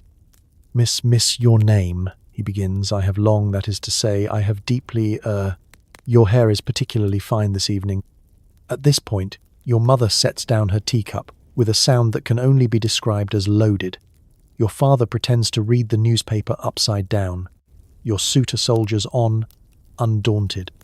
He launches into a speech about shared values, mutual interests, and the economic merits of his future estate, which, he assures you, is perfectly habitable, excepting the south wing and the roof, which has only collapsed twice this year. You, meanwhile, attempt to maintain a demure expression while your mind races through all the etiquette books you've ever read. Is it polite to look directly at him? Should you glance modestly at your hands? Is there a correct response to an earnest compliment about your ankle, other than to hope he never mentions it again? You settle for a gentle blush and a delicate smile, which is all that is expected, and perhaps more than he deserves. Suddenly, the room seems to tilt in your direction. Your aunt stops pretending to knit. The maid enters, sees what's happening, and reverses course with the speed of a seasoned campaigner. Your siblings hold their breath. Your suitor, sweating visibly now, drops to one knee, an action requiring so much effort and balance, given his sherry intake, that you fear he might actually topple into the potted fern beside you. At last, he blurts, "Will you? Would you do me the honor?" followed by a string of sentences in which you catch the words wife, lifelong happiness, and, possibly, improved drainage. There is a silence so deep you can hear the grandfather clock counting every mortifying second. Your mother's eyes bore into you, silently transmitting a 12-point checklist of acceptable reactions, all of which involve gratitude, composure, and, above all, no laughter. You give the only response you can, a breathless yes, or, if you're feeling particularly bold, I would be honored. The room lets out a collective sigh, somewhere between relief and mild disappointment that you didn't faint for dramatic effect. Your suitor beams, stands up a little wobbly, and bows, managing to avoid the potted fern by sheer luck or divine intervention. Then comes the round of congratulations, handshakes, hugs, and, from your grandmother, an approving sniffle. The servants, who have somehow gotten wind of the proceedings, arrange for celebratory tea. Your father slips your new fiancée a firm handshake and a long list of repairs for the perfectly habitable estate. Your mother squeezes your hand so tightly your fingers go numb. Later, as you sit quietly in your room, the whole scene replays in your mind. The stammered declarations, the sea of expectant faces, the terrifying intimacy of a proposal conducted in public. You realize that while the moment wasn't exactly a romantic fantasy, it's the closest thing Victorian society will allow. You survived, you accepted, and, most importantly, you managed not to laugh. In the marriage market, that counts as a resounding success. Politely rejecting a suitor in Victorian England is a high-wire act of etiquette and euphemism. You want to let him down gently, but also make it clear that I'd rather marry a damp umbrella isn't on the table. Of course, there's no such thing as a simple "no thank you." Instead, You are expected to pirouette through a dance of carefully chosen words and delicately phrased refusals, all while keeping the peace, protecting the family's reputation, and ensuring the rejected party does not storm off to write tragic poetry in your honor. There are no handy breakup texts, no ghosting, and certainly no, "It's not you, it's me" scripts. In Victorian England, the art of refusal is a sport that requires nerves of steel, the patience of a saint, and the acting skills of a seasoned West End performer. It usually begins with an unexpected cornering in the conservatory, or the subtle horror of a stroll in the rose garden, where the suitor, oblivious to the gathering storm, waxes lyrical about the deep connection he feels or the symmetry of your eyelashes. You can see it coming from the moment he begins to sweat or stammer, the telltale signs that a proposal, or at least a declaration of unrequited affection, is about to unfold. Your chaperone hovers within earshot, suddenly absorbed in the study of a nearby geranium, prepared to leap in only if things go full melodrama. You steel yourself, ready to deploy the arsenal of Victorian euphemism. The first, gentlest line of defense is the vague, non-committal compliment. "You have always been such a good friend." This is code for absolutely not, but your suitor may miss the message entirely, blinded by hope or a particularly thick skull. So you ramp up to a discussion of your duty to family, perhaps hinting at a cousin's mysterious illness or the impending collapse of a distant aunt's greenhouse as a reason to delay, forever, any nuptial plans. But sometimes the hint is not enough. Your would-be suitor, perhaps buoyed by overconfidence or simply too much sherry, presses his case. Here, Victorian society offers a set of coded phrases and gestures, the equivalent of holding up a polite stop sign while smiling so hard your jaw aches. "I shall always think of you with great esteem" is an all-time classic. "I could never hope to make you as happy as you deserve" is another, subtly shifting the blame, painting yourself as too kind to ever risk his happiness. It's a masterclass in mutual avoidance. All the while, you must keep up the appearance of delicacy. You are not to laugh, roll your eyes, or suggest, no matter how tempting, that he might have better luck with someone who appreciates monologues about railroads. Your hands are folded, your expression is wistful, and you look off into the middle distance, as if searching for a flock of passing swans to take you away from the moment. If things go badly, if the suitor refuses to be gently redirected, you may have to deploy the family. Mothers, aunts, and even the odd uncle can be marshalled to have a word, usually resulting in the rejected gentleman being invited to spend more time at his own estate, ideally on another continent. Sometimes, your father will be forced to have the talk, and the awkwardness of that encounter will become legend at family dinners for years. Afterward, you are debriefed by your chaperone, your mother, and any siblings who witnessed the affair from behind the curtains. You are praised for your tact, your poise, and, most importantly, your ability to keep scandal at bay. Your only reward, the return to polite society, where everyone pretends not to know what just happened, even as the news spreads like butter on hot toast. Still, you feel a flicker of relief. You have dodged a lifetime of forced conversation about the Napoleonic Wars, or a daily battle with sideburns, large enough to hide a family of mice. The art of rejection, Victorian style, is brutal, but sometimes it's your only ticket to freedom. Or, at least, to another ball where you might meet someone with fewer opinions about drainage. Your younger sister is prettier, wittier, and has never tripped on a hem in public. The family subtly compares you at every opportunity. You love her, you hate her, and you both desperately need to marry someone with plumbing. It starts at breakfast, of course, because all good Victorian tension begins with a lukewarm meal and the sound of a mother's sigh. Your sister, let's call her Clara, floats into the room like she's been choreographed by an angel and a Parisian milliner. Her hair is always tidy, her ribbons always perfectly placed, and somehow, despite the daily corset wrestling match, she glides rather than walks. You, on the other hand, have toast crumbs in your sleeve and the distinct impression that you're already 5 minutes behind at life. As the eldest, You should have the advantage. The first debut, the first chance at a title, the first shot at that elusive marquis with 3 chins and a crumbling estate. Instead, Clara is the one who attracts attention like a particularly decorative moth to a candelabra. Every time she enters a room, conversations hush and mothers nudge their sons just a little closer. You get such a sensible girl and so accomplished at watercolors. Clara gets charming, radiant, and the occasional would make a lovely duchess if only we had one spare.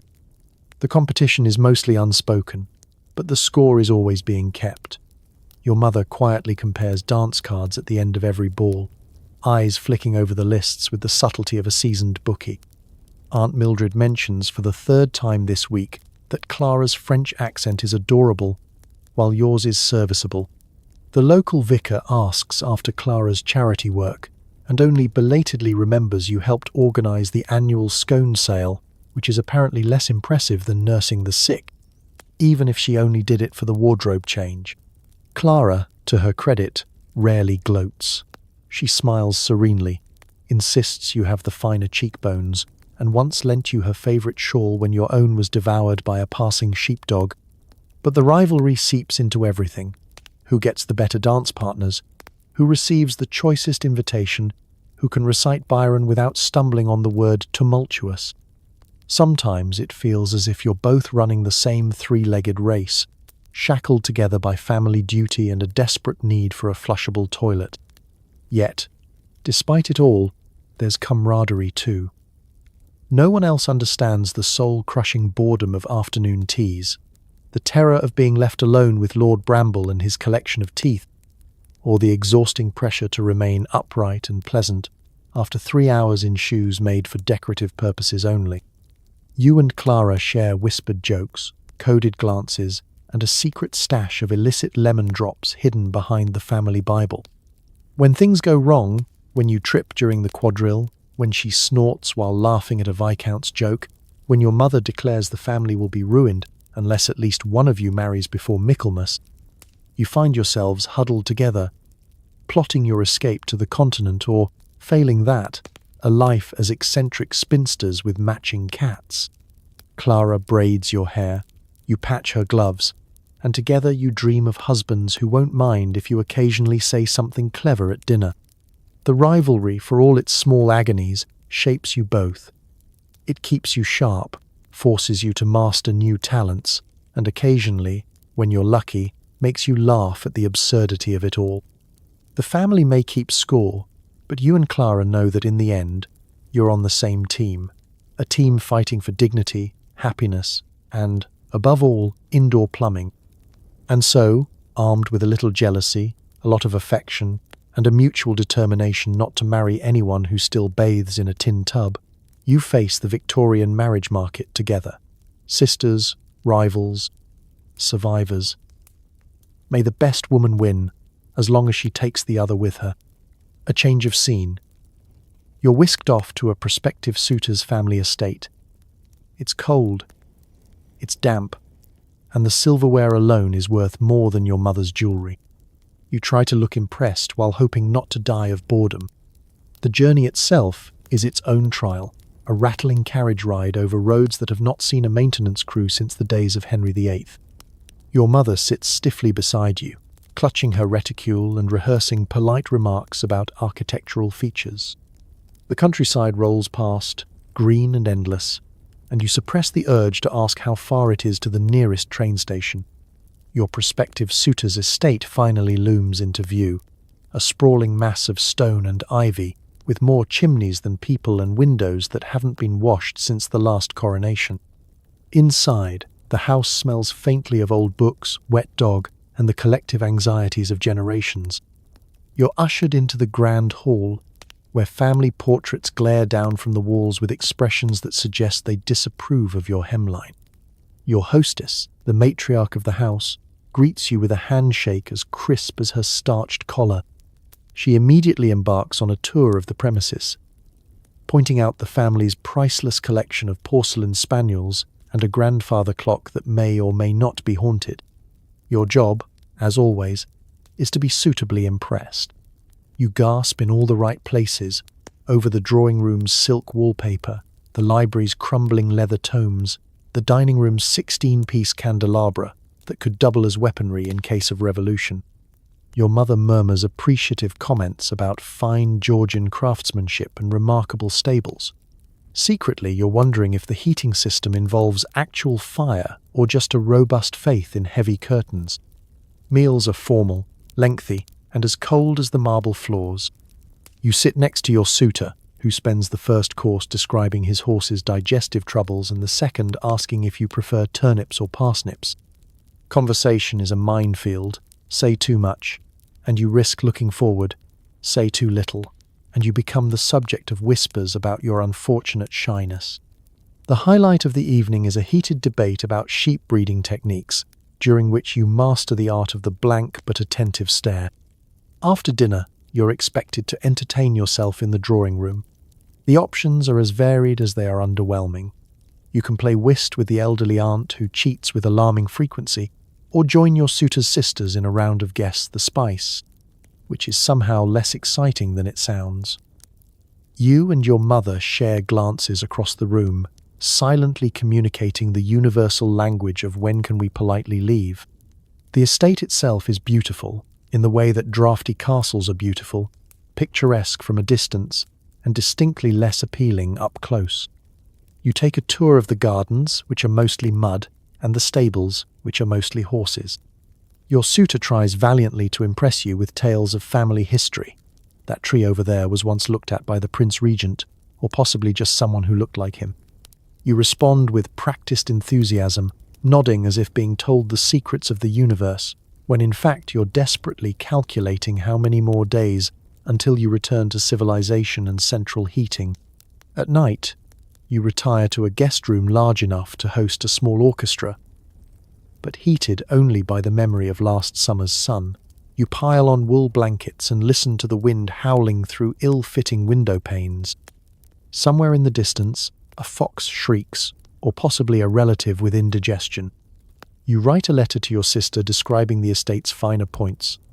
Still standing, mostly dry, silverware count, impressive, and hope she reads between the lines. By the end of the visit, you've perfected the art of feigned interest and polite endurance. You've nodded through discussions about crop rotation, admired yet another landscape painting of sheep, and survived at least one meal involving mysterious aspic. The suitor's family declares you most agreeable, your mother congratulates herself, and you, victorious and utterly bored, prepare for the journey home, armed with new skills in both diplomacy and the tactical use of layered undergarments for warmth. And so the great courtship continues, one draughty castle at a time. You meet his parents, who judge your needlework, your handshake, and possibly your skull shape. You answer questions about cows and harvests with the poise of someone who has read a book about agriculture but never met a potato. The day begins with an invitation to breakfast, formal of course. You are ushered into a sunroom filled with chintz and the sharp, appraising eyes of two people who are, quite literally, deciding your fate. Your suitor's mother sits upright, an emblem of Victorian composure, every inch the Duchess in training. His father, hidden behind a newspaper as thick as your nerves, grunts in greeting and immediately asks if you're fond of turnips. You reply with cautious enthusiasm, hoping it sounds more authentic than it feels. Conversation is a rigorous exam in disguise. The mother asks about your needlework. Do you favour cross-stitch or satin stitch, my dear? You recite from memory the acceptable answers, all while subtly sliding your own work in progress under the edge of the table, praying the lopsided duck on your sampler doesn't come up for review. She moves on to the delicate matter of housekeeping. How many servants do you think is proper for a household of this size? You suppress the urge to answer. At least one for every window in this house, and instead discuss the virtues of firm but fair management. Then comes the agricultural inquisition. You nod knowledgeably through a detailed comparison of different breeds of dairy cow, while inwardly panicking over the difference between a Jersey and a Hereford. Your suitor's father seems pleased when you admit you prefer a tidy hedge to a wild border. Though you're not sure if this refers to the garden or his political leanings, There are questions about harvest yields, crop rotation, and strangely, your feelings on turnip fly infestations. You parry each one with a bland anecdote about your uncle's experiments with root vegetables. The secret to Victorian small talk, you discover, is never saying anything specific enough to reveal you've never seen a wheat field up close. Next, you endure the silent examination. The parents confer, eyeing your posture, your hair, the steadiness of your handshake. You half expect one of them to measure your skull with calipers, just to be certain you're not harboring any undesirable phrenological bumps. Your heart pounds. You're fairly sure that your worth is being tallied and compared with their mental ledger of suitable girls, Miss Worthington's musical talent, Lady Prunella's exceptional ankles, and, of course, that mysterious Miss Grey who rides astride. Lunch follows, a test of your table manners. The table is set with enough forks to wage a small war. You try not to select the wrong utensil or, heaven forbid, drop a pea. Conversation shifts to local gossip and family history. You listen dutifully to stories about great-aunt Lavinia's heroic work during the cabbage blight and nod through detailed accounts of the estate's various drainage projects. By dessert, you're so stuffed with names, dates, and potato trivia that you could write a book if only you could keep your eyes open. Later, you are given a tour of the grounds. Your suitor's mother points out the ancient yews, original stables, and herbaceous border of historical significance. You try to look impressed and ask intelligent questions, though you quietly wonder if anyone has ever found excitement in the phrase notable lichen colonies. Throughout it all, you balance on a tightrope of nerves, etiquette, and hope. The verdict is never given aloud, but you know the moment you're accepted. His mother squeezes your hand just a fraction too long and mentions the upcoming harvest ball. His father winks, or possibly just has something in his eye. You have passed the first great test. And though you feel like a contestant in the world's least entertaining game show, you have survived. By evening, as you retreat to your room, exhausted but unscathed, you realize you have become a connoisseur of polite conversation, agricultural diplomacy, and strategic nodding. Tomorrow, you may face more questions about poultry, local politics, or the finer points of jam making. For now, you congratulate yourself. You've met the in-laws, and, most importantly, you did not faint in the turnip patch. You discover you're not the only one vying for Lord Prospective's affections. The rival is a childhood friend with perfect teeth and an unsettling knowledge of Greek poetry. The passive aggression is so thick you could spread it on scones. It starts quietly, as these things always do. A little too much laughter from the far end of the room. A conspiratorial smile exchanged over a tray of seed cakes. A compliment about the weather delivered in flawless hexameter. At first, you don't even realize you're in a contest. You simply sense a shift in the air, a subtle tension, like the prelude to a summer storm or the first notes of an off-key pianoforte. Your rival is everything you secretly fear, poised, clever, and somehow always perfectly illuminated by every shaft of afternoon sunlight. Let's call her Eugenia, though her friends probably call her genius behind her back. She glides through the parlor, bestowing compliments on aunts and reciting Homer for the amusement of the entire dinner table. Even the family terrier seems enchanted by her. You, meanwhile, trip on the carpet and knock over a strategically placed vase, which she then gracefully catches before you can apologize. The competition is, of course, never acknowledged. That would be vulgar. Instead, the rivalry is expressed through weaponized politeness. How lovely your gown is, dearest. I'm sure my seamstress could never manage such ambitious ruffles. Or, I do admire your embroidery. Those are roses, aren't they?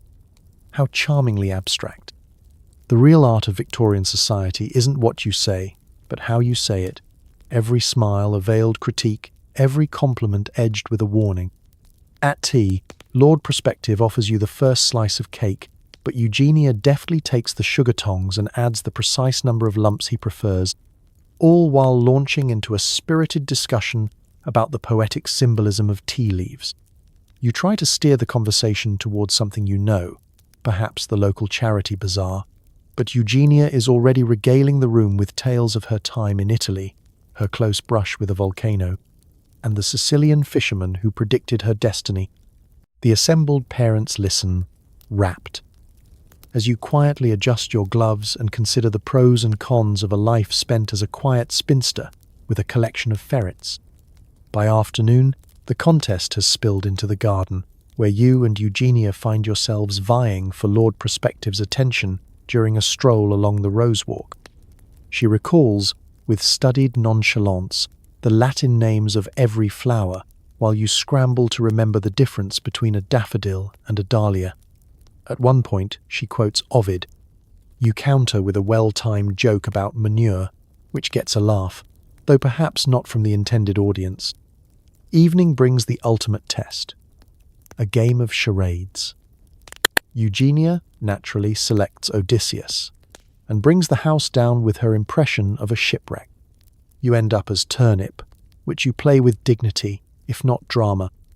Lord Prospective claps enthusiastically for you both, and you're left with the nagging suspicion that he is either delightfully oblivious or enjoying every minute of the spectacle.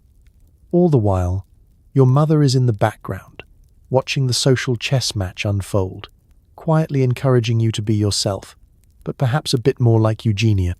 Your chaperone suggests you avoid open warfare and instead focus on subtle superiority, a phrase that seems better suited to espionage than courtship. As the visit draws to a close, you and Eugenia exchange the sort of smiles that could freeze milk. There is, perhaps, a mutual respect beneath the layers of competitive charm, two gladiators, equally skilled, equally desperate, and equally committed to victory. You realize that even if you lose the contest, you have survived it, and in Victorian society, that is a win all on its own. So you lift your chin, square your shoulders, and vow to perfect your knowledge of Greek poetry, or at the very least, learn to juggle sugar tongs with panache. Because in the marriage market, the real prize is not always the lord, but the ability to hold your own, no matter who else is spreading the scones. At dinner, conversation is a minefield of etiquette.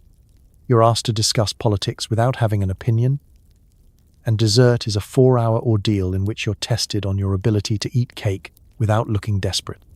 Dinner in a Victorian country house is not a meal so much as a marathon, a test of your stamina, conversational footwork, and resistance to both boredom and hunger. The first hurdle comes as you enter the dining room, where the table gleams with more cutlery than you have fingers. Each piece carefully arranged as a subtle reminder of just how many opportunities there are to get something catastrophically wrong. You glide to your assigned seat, conscious of posture, skirt arrangement, and the location of your chaperone's line of sight.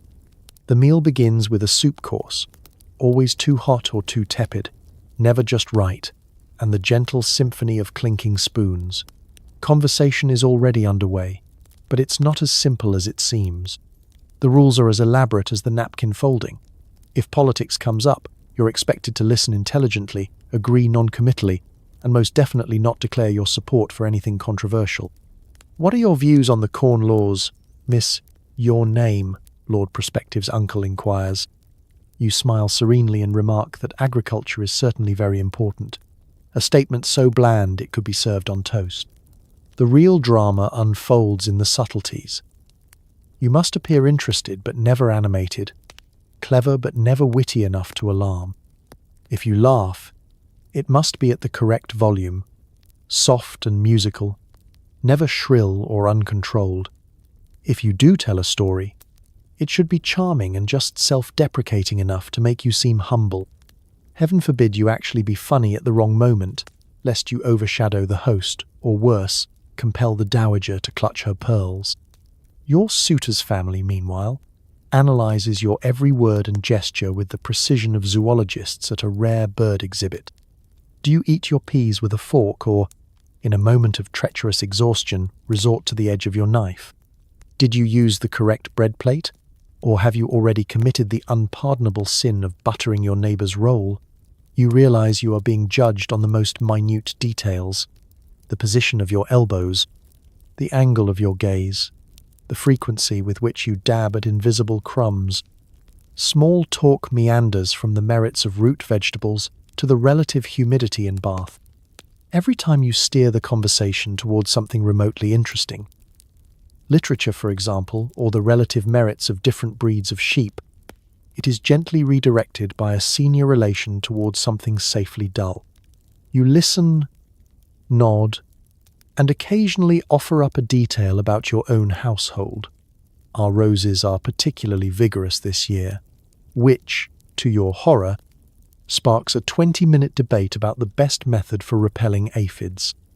Eventually, after a parade of dishes that grow steadily colder as the conversation heats up, dessert arrives.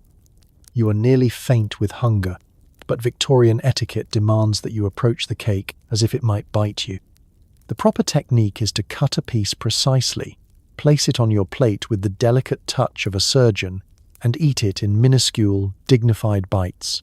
No wolfing, no crumbs, and absolutely no seconds.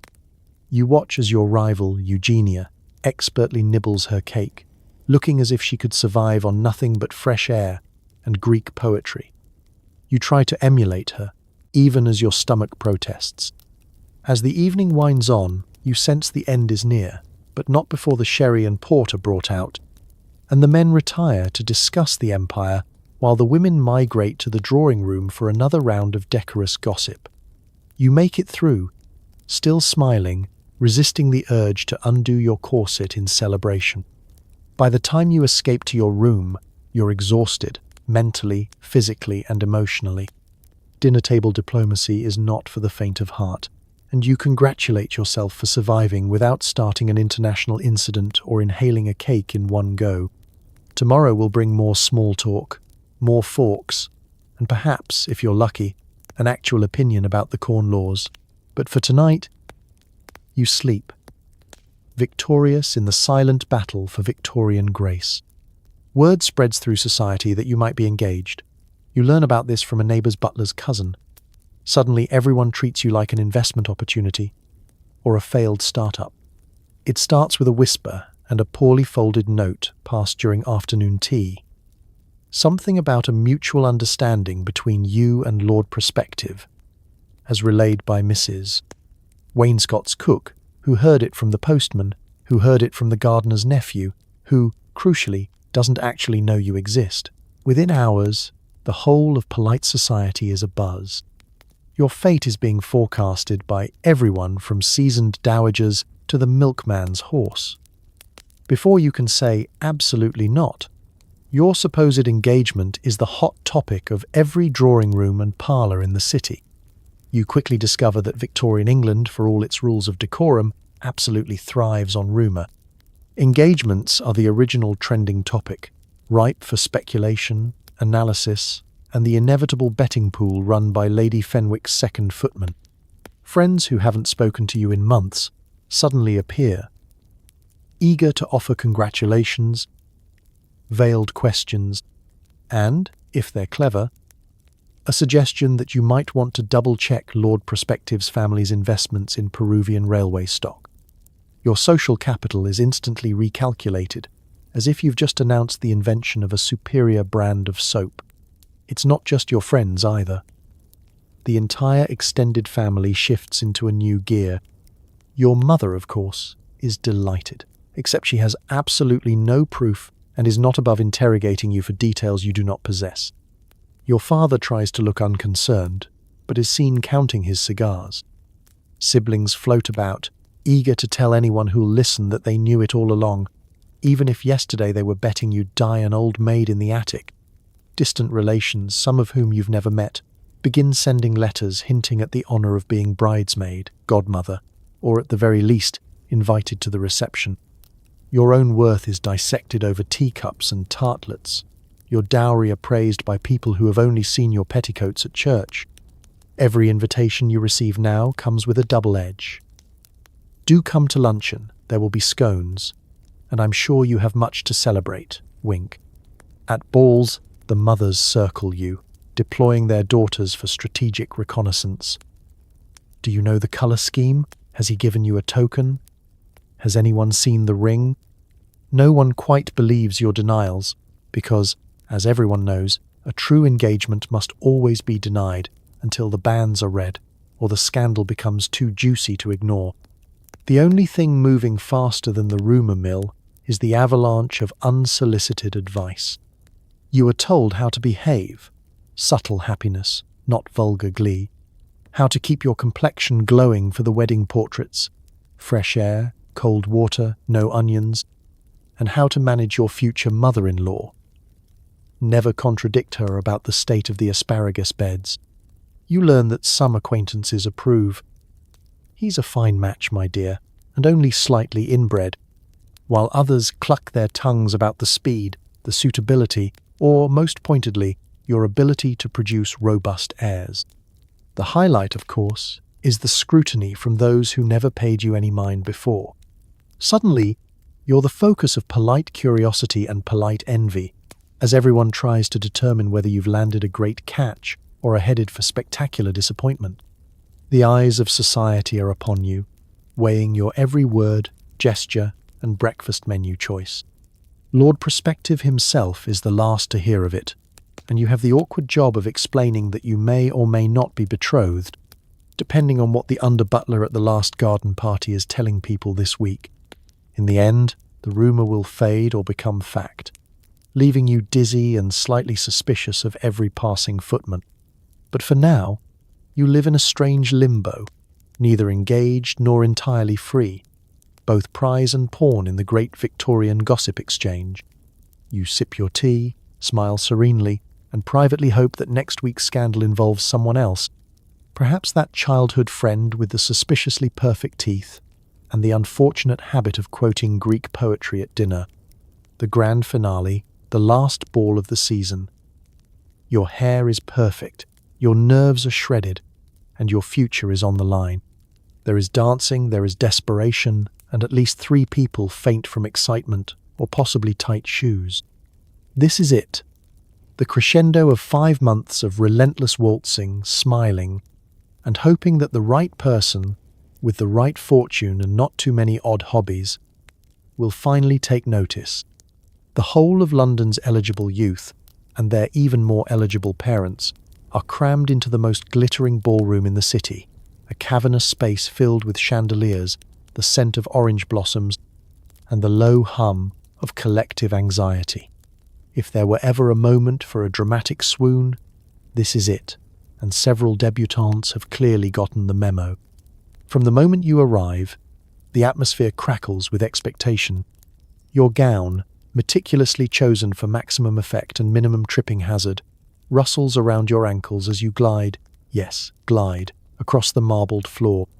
Your chaperone has already checked the guest list and marked out every potential suitor, including the emergency backup options. Your mother reminds you, as she smooths your hair for the 100th time, that everything depends on tonight, darling, no pressure. The orchestra begins, and the first waltz sweeps through the room. Dance cards are whipped out, filled and refilled, and you quickly realize that the politics of this final night are more fraught than a parliamentary election. Every dance you accept, every partner you choose, or are chosen by, is subject to intense scrutiny. Did you just refuse Lord Hawthorne for the quadrille?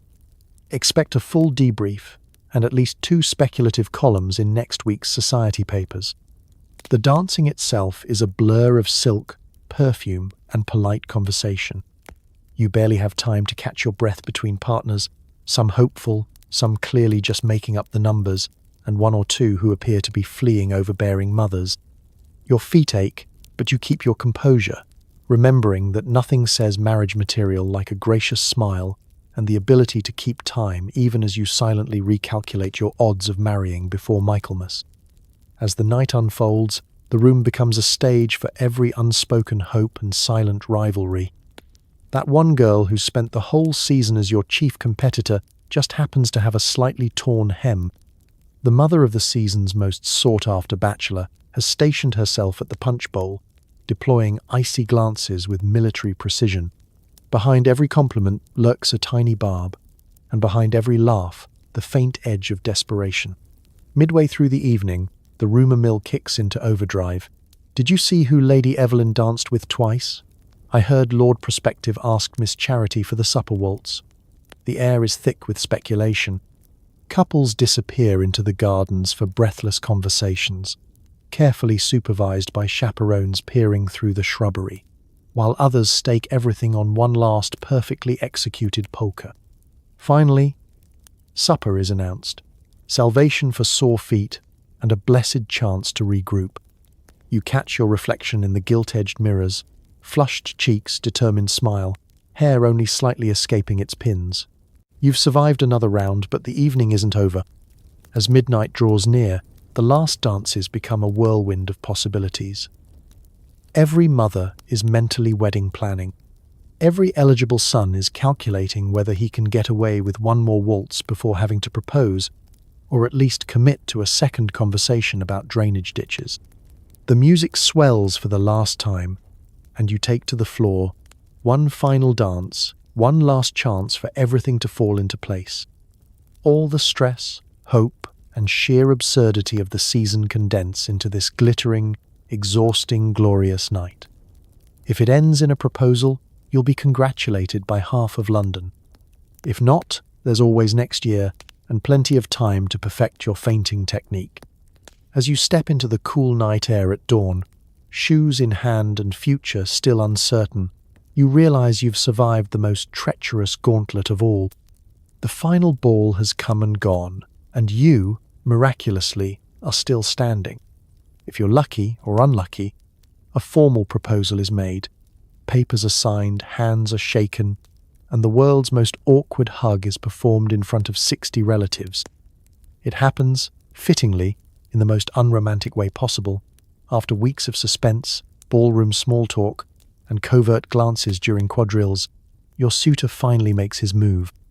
There is no moonlit garden, no whispered sonnet. Instead, it's an orchestrated event in the family drawing room, with enough witnesses to staff a small cruise ship. The air is thick with anticipation, and the faint, nervous aroma of lavender water and sherry. Your suitor stands, palms slightly damp, and addresses your father as if seeking a position in the local bank. "Sir, I wish to ask for your daughter's hand." Your mother, on cue, fans herself so energetically she nearly starts a breeze, while your grandmother dabs her eyes with the same handkerchief she's used for every family engagement since 1812. You, for your part, try not to look too surprised or too relieved. Negotiations commence, though the outcome is already inevitable. Both families have been maneuvering for this moment like chess grandmasters, your side quietly boosting your accomplishments. She plays Chopin on the pianoforte, through their side, emphasizing the estate's robust turnip crop. There is nodding, there is murmuring, and at last, there is a handshake, a gesture that seals your fate as surely as any legal document. And speaking of legal documents, now comes the real business of Victorian matrimony, paperwork. The marriage settlement is produced, thick enough to stun a medium-sized ox. You sit at the table as the fathers argue over terms, dowries, jointures, property rights, and the precise number of teaspoons you will bring to your new home. Somewhere in the background, your mother and his mother exchange pointed comments about the exquisite taste of the other family's sherry. When the time comes, you're invited to sign your name, in ink and with a flourish. Beneath the careful gaze of everyone from the family solicitor to Great-Aunt Ethel, who's seen more settlements than you've seen balls. The pen feels heavy. You sign, and it is done. You're officially engaged, soon to be married, and the legal machinery of Victorian society whirs on. What follows is a scene of awkward celebration. Champagne appears, glasses are raised, and someone proposes a toast to health, happiness, and a healthy brood of children. There are hugs, so many hugs, each more stiff and uncomfortable than the last. Your suitor attempts a gesture of affection, which lands somewhere between a handshake and a sideswipe, and you both do your best not to step on each other's toes in front of the assembled masses. Cameras aren't common yet, but if they were, this would be the moment immortalized in sepia. You, beaming uncertainly, surrounded by a sea of beaming relatives. For a brief, surreal moment, you're the center of the universe. Everyone wants to congratulate you, give you advice, and, if they're feeling particularly bold, remind you that their daughter is still very much available for your new husband's single brother. Your future in-laws congratulate themselves on the match. Your own family breathes a sigh of relief. You are both prize and prize winner, trophy and hunter, and it's hard to tell if you should be proud or simply exhausted. The reality of the situation sets in as the festivities wind down and you find yourself alone with your thoughts. No more dance cards, no more speculation. Instead, a calendar filled with wedding plans, fittings, and the endless echoing refrain. You must write thank you notes. Your status has changed overnight, and with it, your role in the family, in society, and, if all goes well, in the annals of respectable, comfortably settled Victorian matrons. So ends the most public negotiation of your life. The deal is sealed. The papers are signed. And as you look around the room, full of hope, nerves, and the distinct feeling that you've just become the newest addition to someone's collection of family heirlooms, you realize that, in the Victorian marriage market, I do really means we're all in this together, especially at Christmas. The engagement is followed by the signing of the marriage settlement, a contract so thick it could be used as structural support. You have less legal control than your future husband's hat. Victorian society prides itself on tradition, and nowhere is that more obvious than in the paperwork department. The marriage settlement is not a love letter. It's an epic saga of fine print, itemized lists, and enough legalese to put an entire law school to sleep. You're seated at a table that could double as a ship's deck, surrounded by fathers, solicitors, and several aunts who have no legal training but plenty of opinions. Somewhere in the background, your younger siblings are peering in through the crack in the drawing room door, hoping to witness the moment your signature officially changes the family's fortunes. The settlement is read aloud, line by excruciating line, as if everyone present might suddenly object to Clause 37, Section 6, Subsection B. All pigs, geese, and other livestock, should any be included in the estate, to be clearly enumerated in the appendix, and not to be mistaken for personal property. The solicitor drones on, his monotone only interrupted by the occasional cough or a well-timed sigh from your father as he mentally calculates what's being gained and, more importantly, what's being lost. You are, legally speaking, an asset. Your dowry, your trousseau, your grandmother's pearls, unless Aunt Mildred still has them in her jewellery box, all are spelled out in ink, their fate determined by signatures and the careful positioning of family seals. The settlement details how much money is set aside for your pin money, your future children, and even what happens if your husband, heaven forbid, runs off with the opera singer from Bath. Spoiler: you will receive a modest allowance and a lifetime's supply of sympathetic looks. You're present at the negotiations, but you're not really a participant. Your main job is to nod politely and refrain from fainting at the mention of forfeiture of dowry in the event of elopement. Your mother sits beside you, squeezing your hand under the table. She whispers advice and encouragement, reminding you to keep your chin up and your opinions and eyebrows to yourself. The men do the talking, the women do the worrying. It's not exactly the partnership of equals you read about in novels. At some point, you're handed the pen. It feels heavy and ceremonial, as if you're being knighted into the order of lawful matrimony. You add your signature beneath several others, making it official. You are now bound, not just by the promise of love, or at least mutual toleration, but by the ironclad bonds of British property law. Congratulations, you are now more thoroughly documented than most livestock. The settlement includes a dizzying list of obligations and restrictions. You cannot sell property, you cannot inherit land in your own right, and you cannot, under any circumstances, vote in an election, drive a carriage unsupervised, or sign a cheque without your husband's permission.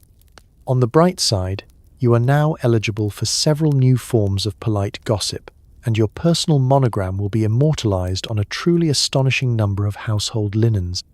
When it's all over, the families shake hands, the solicitor gathers up the papers, and the aunts begin discussing the cake. You're swept up in a blur of congratulations and last-minute advice. Everything from keep the silver polished to never trust a husband who comes home with muddy boots after sunset. Your fiancé smiles at you with relief or terror, or perhaps both, knowing that, like you, he is now inextricably bound to a set of expectations, obligations, and legal documents thick enough to stop a musket ball. That night, as you lie awake in your childhood bedroom for one of the last times, you reflect on the strange logic of it all.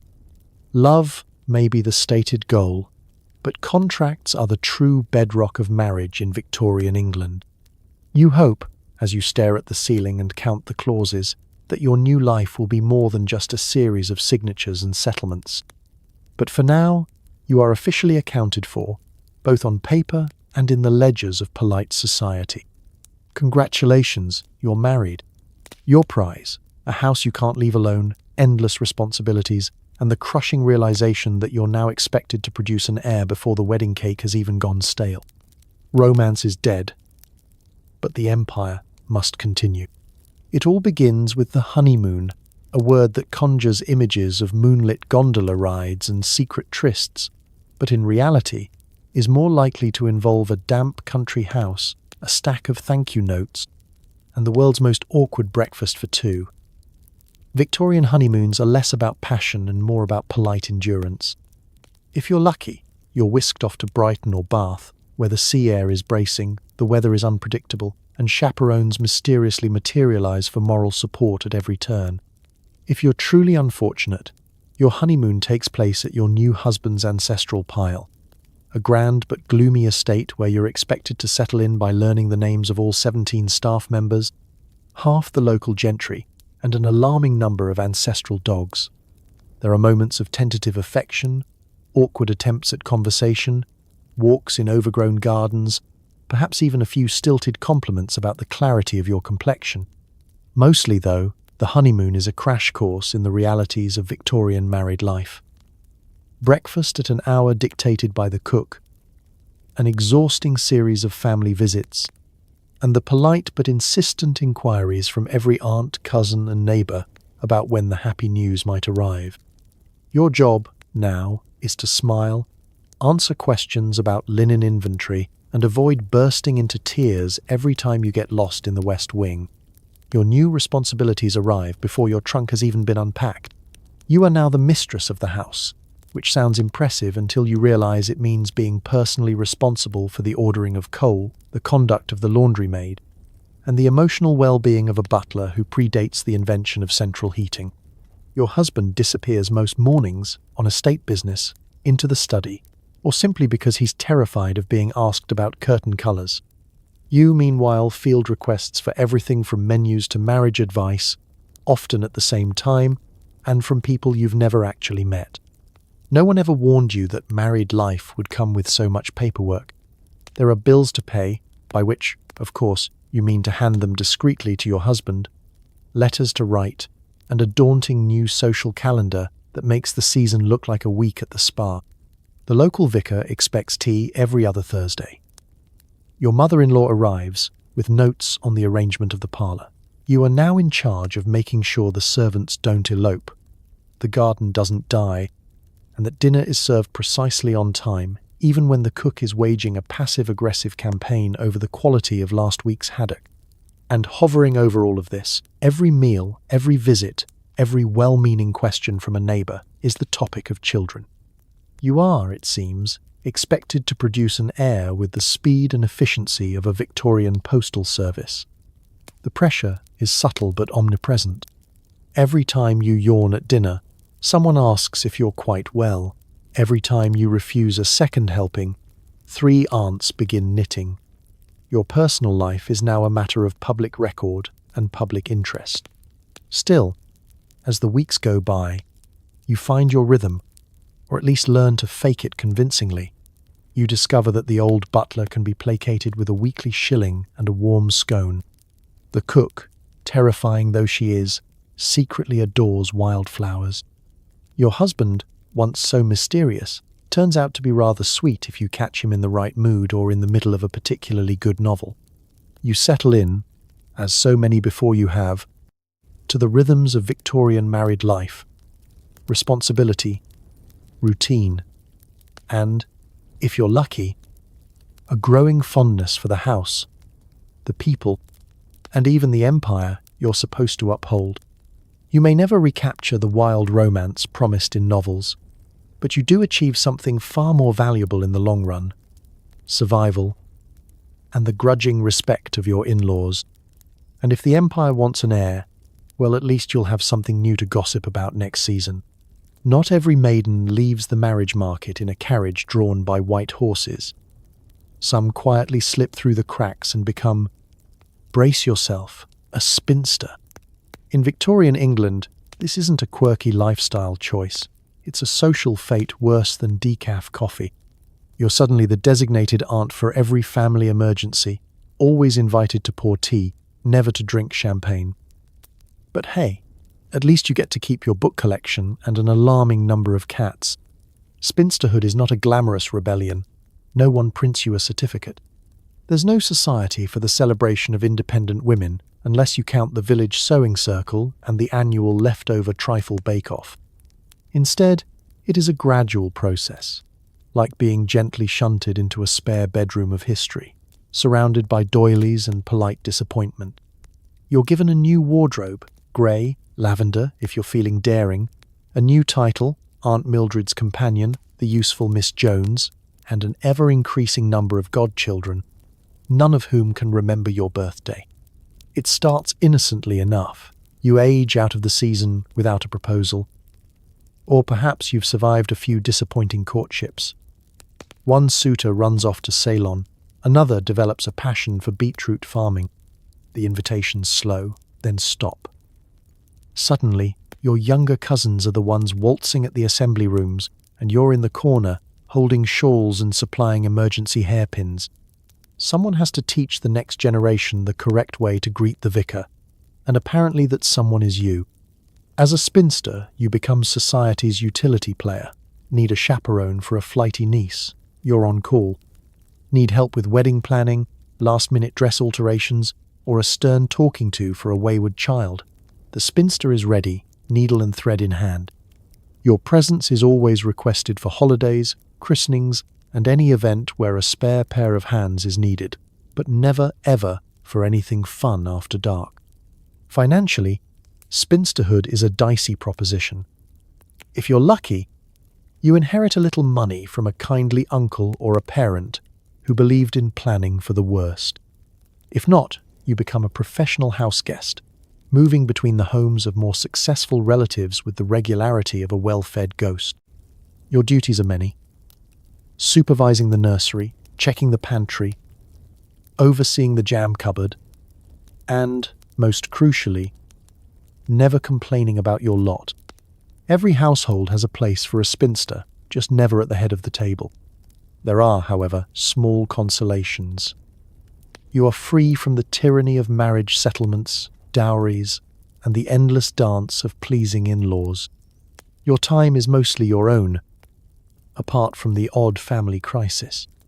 You can read whatever you like, including scandalous novels from the circulating library, collect an absurd number of cats, and perfect your skills at whist, needlepoint, and strategic eavesdropping. With no husband to supervise your spending, you might even splurge on imported tea and bright blue ribbons for your sensible hats. Society's attitude towards spinsters is a delicate balance of pity, fear, and mild resentment. On one hand, you are the embodiment of what might happen if a girl doesn't mind her manners and marry on schedule. On the other, you're a useful cautionary tale and an invaluable backup for family emergencies. Children fear your advice, mothers trust your discretion, and vicars know better than to seat you near the sherry at harvest suppers.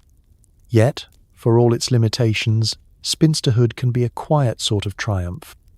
You become a legend in your own right, the aunt who taught generations to waltz, the only one who remembers family birthdays, the keeper of stories and secrets.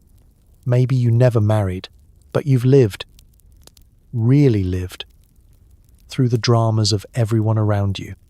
And if the price for that is a little loneliness and the odd cat allergy, well, at least you never had to pretend to care about the corn laws at dinner. So, here's to the spinsters, unsung, unwed, unbothered. May your tea be strong, your books plentiful, and your cats always land on their feet. If you think dating apps are intrusive, try a Victorian Matchmaker. These women have dossiers on every eligible bachelor, a mind like a steel trap, and no fear of spreading rumours to get the job done. They'll subtly mention your embroidery skills at a dinner party, or whisper that you're delicate of constitution if a rival is too interested.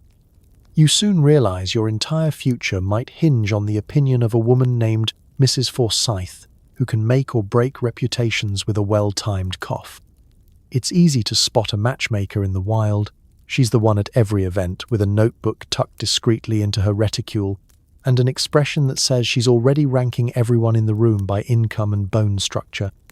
In Victorian England, the matchmaker is the original social influencer. She operates behind the scenes, trading in gossip, pedigree, and unspoken deals, her only algorithm being the one that matches dowries to debts and dimples to titles. The process begins innocently enough. You're invited to a tea party where, by some mysterious design, you find yourself seated next to a certain eligible baronet, his mother, and a cluster of strategically giggling cousins. The matchmaker flits through the room like a bumblebee on a mission, making introductions with just the right amount of forced spontaneity. She gently draws attention to your French accent. So charming. Your admirably moderate appetite, and your ability to play the pianoforte with unusual feeling. You can practically hear her tallying your points as she surveys the scene. Behind closed doors, her work is even more impressive. Mrs. Forsyth maintains a database, written on actual paper with actual ink, of every girl's fortune, faults, freckles, and fainting history. She knows who danced twice with Lord Pomeroy at last year's harvest ball and who was caught reading Shelley in the garden. She has a sixth sense for which families are on the brink of financial collapse and which young men are, in her words, promising but prone to nosebleeds. Matchmaking isn't all sweet whispers and clever pairings. It's warfare by other means. If a rival is getting too much attention, Mrs. Forsyth might lean over to mention that Lady Sophia's delicate constitution is the result of an unfortunate turn with a ham sandwich, or suggest that Miss Prunella's family fortune is rather more theoretical than actual. She wields rumours the way a surgeon wields a scalpel, precise, effective, and rarely leaving visible scars. For those under her guidance, life is a series of arranged meetings, coded notes, and practice conversations in the drawing room. You're coached on your posture, reminded to avoid controversial topics, never mention railways or the Irish question, and encouraged to appear demure, but not too dull. Sometimes it feels less like courtship and more like auditioning for the role of most suitable wife in an amateur production that everyone is watching but no one will admit exists. There's an odd comfort to being under the matchmaker's wing. When Mrs. Forsyth is in your corner, doors open, invitations appear, and the right dance partners somehow materialize at just the right moment. She might casually arrange for you to be snowed in at a house party with the heir to a viscountcy, or ensure that your new bonnet is the talk of the next assembly. You learn to trust her judgment, mostly. After all, she has seen more marriages made and unmade than any vicar in London. But her approval is a double-edged sword. Cross her, and the invitations dry up. A single raised eyebrow. A murmur not quite as robust as one would wish. And suddenly you're a social ghost, left to haunt the fringes of the marriage market with the other undesirables. You soon understand that in the Victorian era, your reputation is built, or broken, not just by your actions, but by the well-timed whisper of someone who knows everyone and owes nothing. In the end, The matchmaker is a force of nature, part fairy godmother, part puppet master, part hurricane in a sensible hat. She is the original swipe right, the human version of an algorithm, and whether you love her, fear her, or simply pray she never notices you spilled trifle on the rector, one truth remains: your fate may very well be sealed by the matchmaker's whisper. So tonight, as you settle deeper into your perfectly ordinary bed, a bed that, miraculously, is yours alone, with sheets that weren't last laundered in 1857, maybe pause to reflect on the heroic absurdity of the Victorian marriage market. You've survived a world where every glance could be an investment, every cup of tea a silent job interview, and every corset a small daily test of your lung capacity.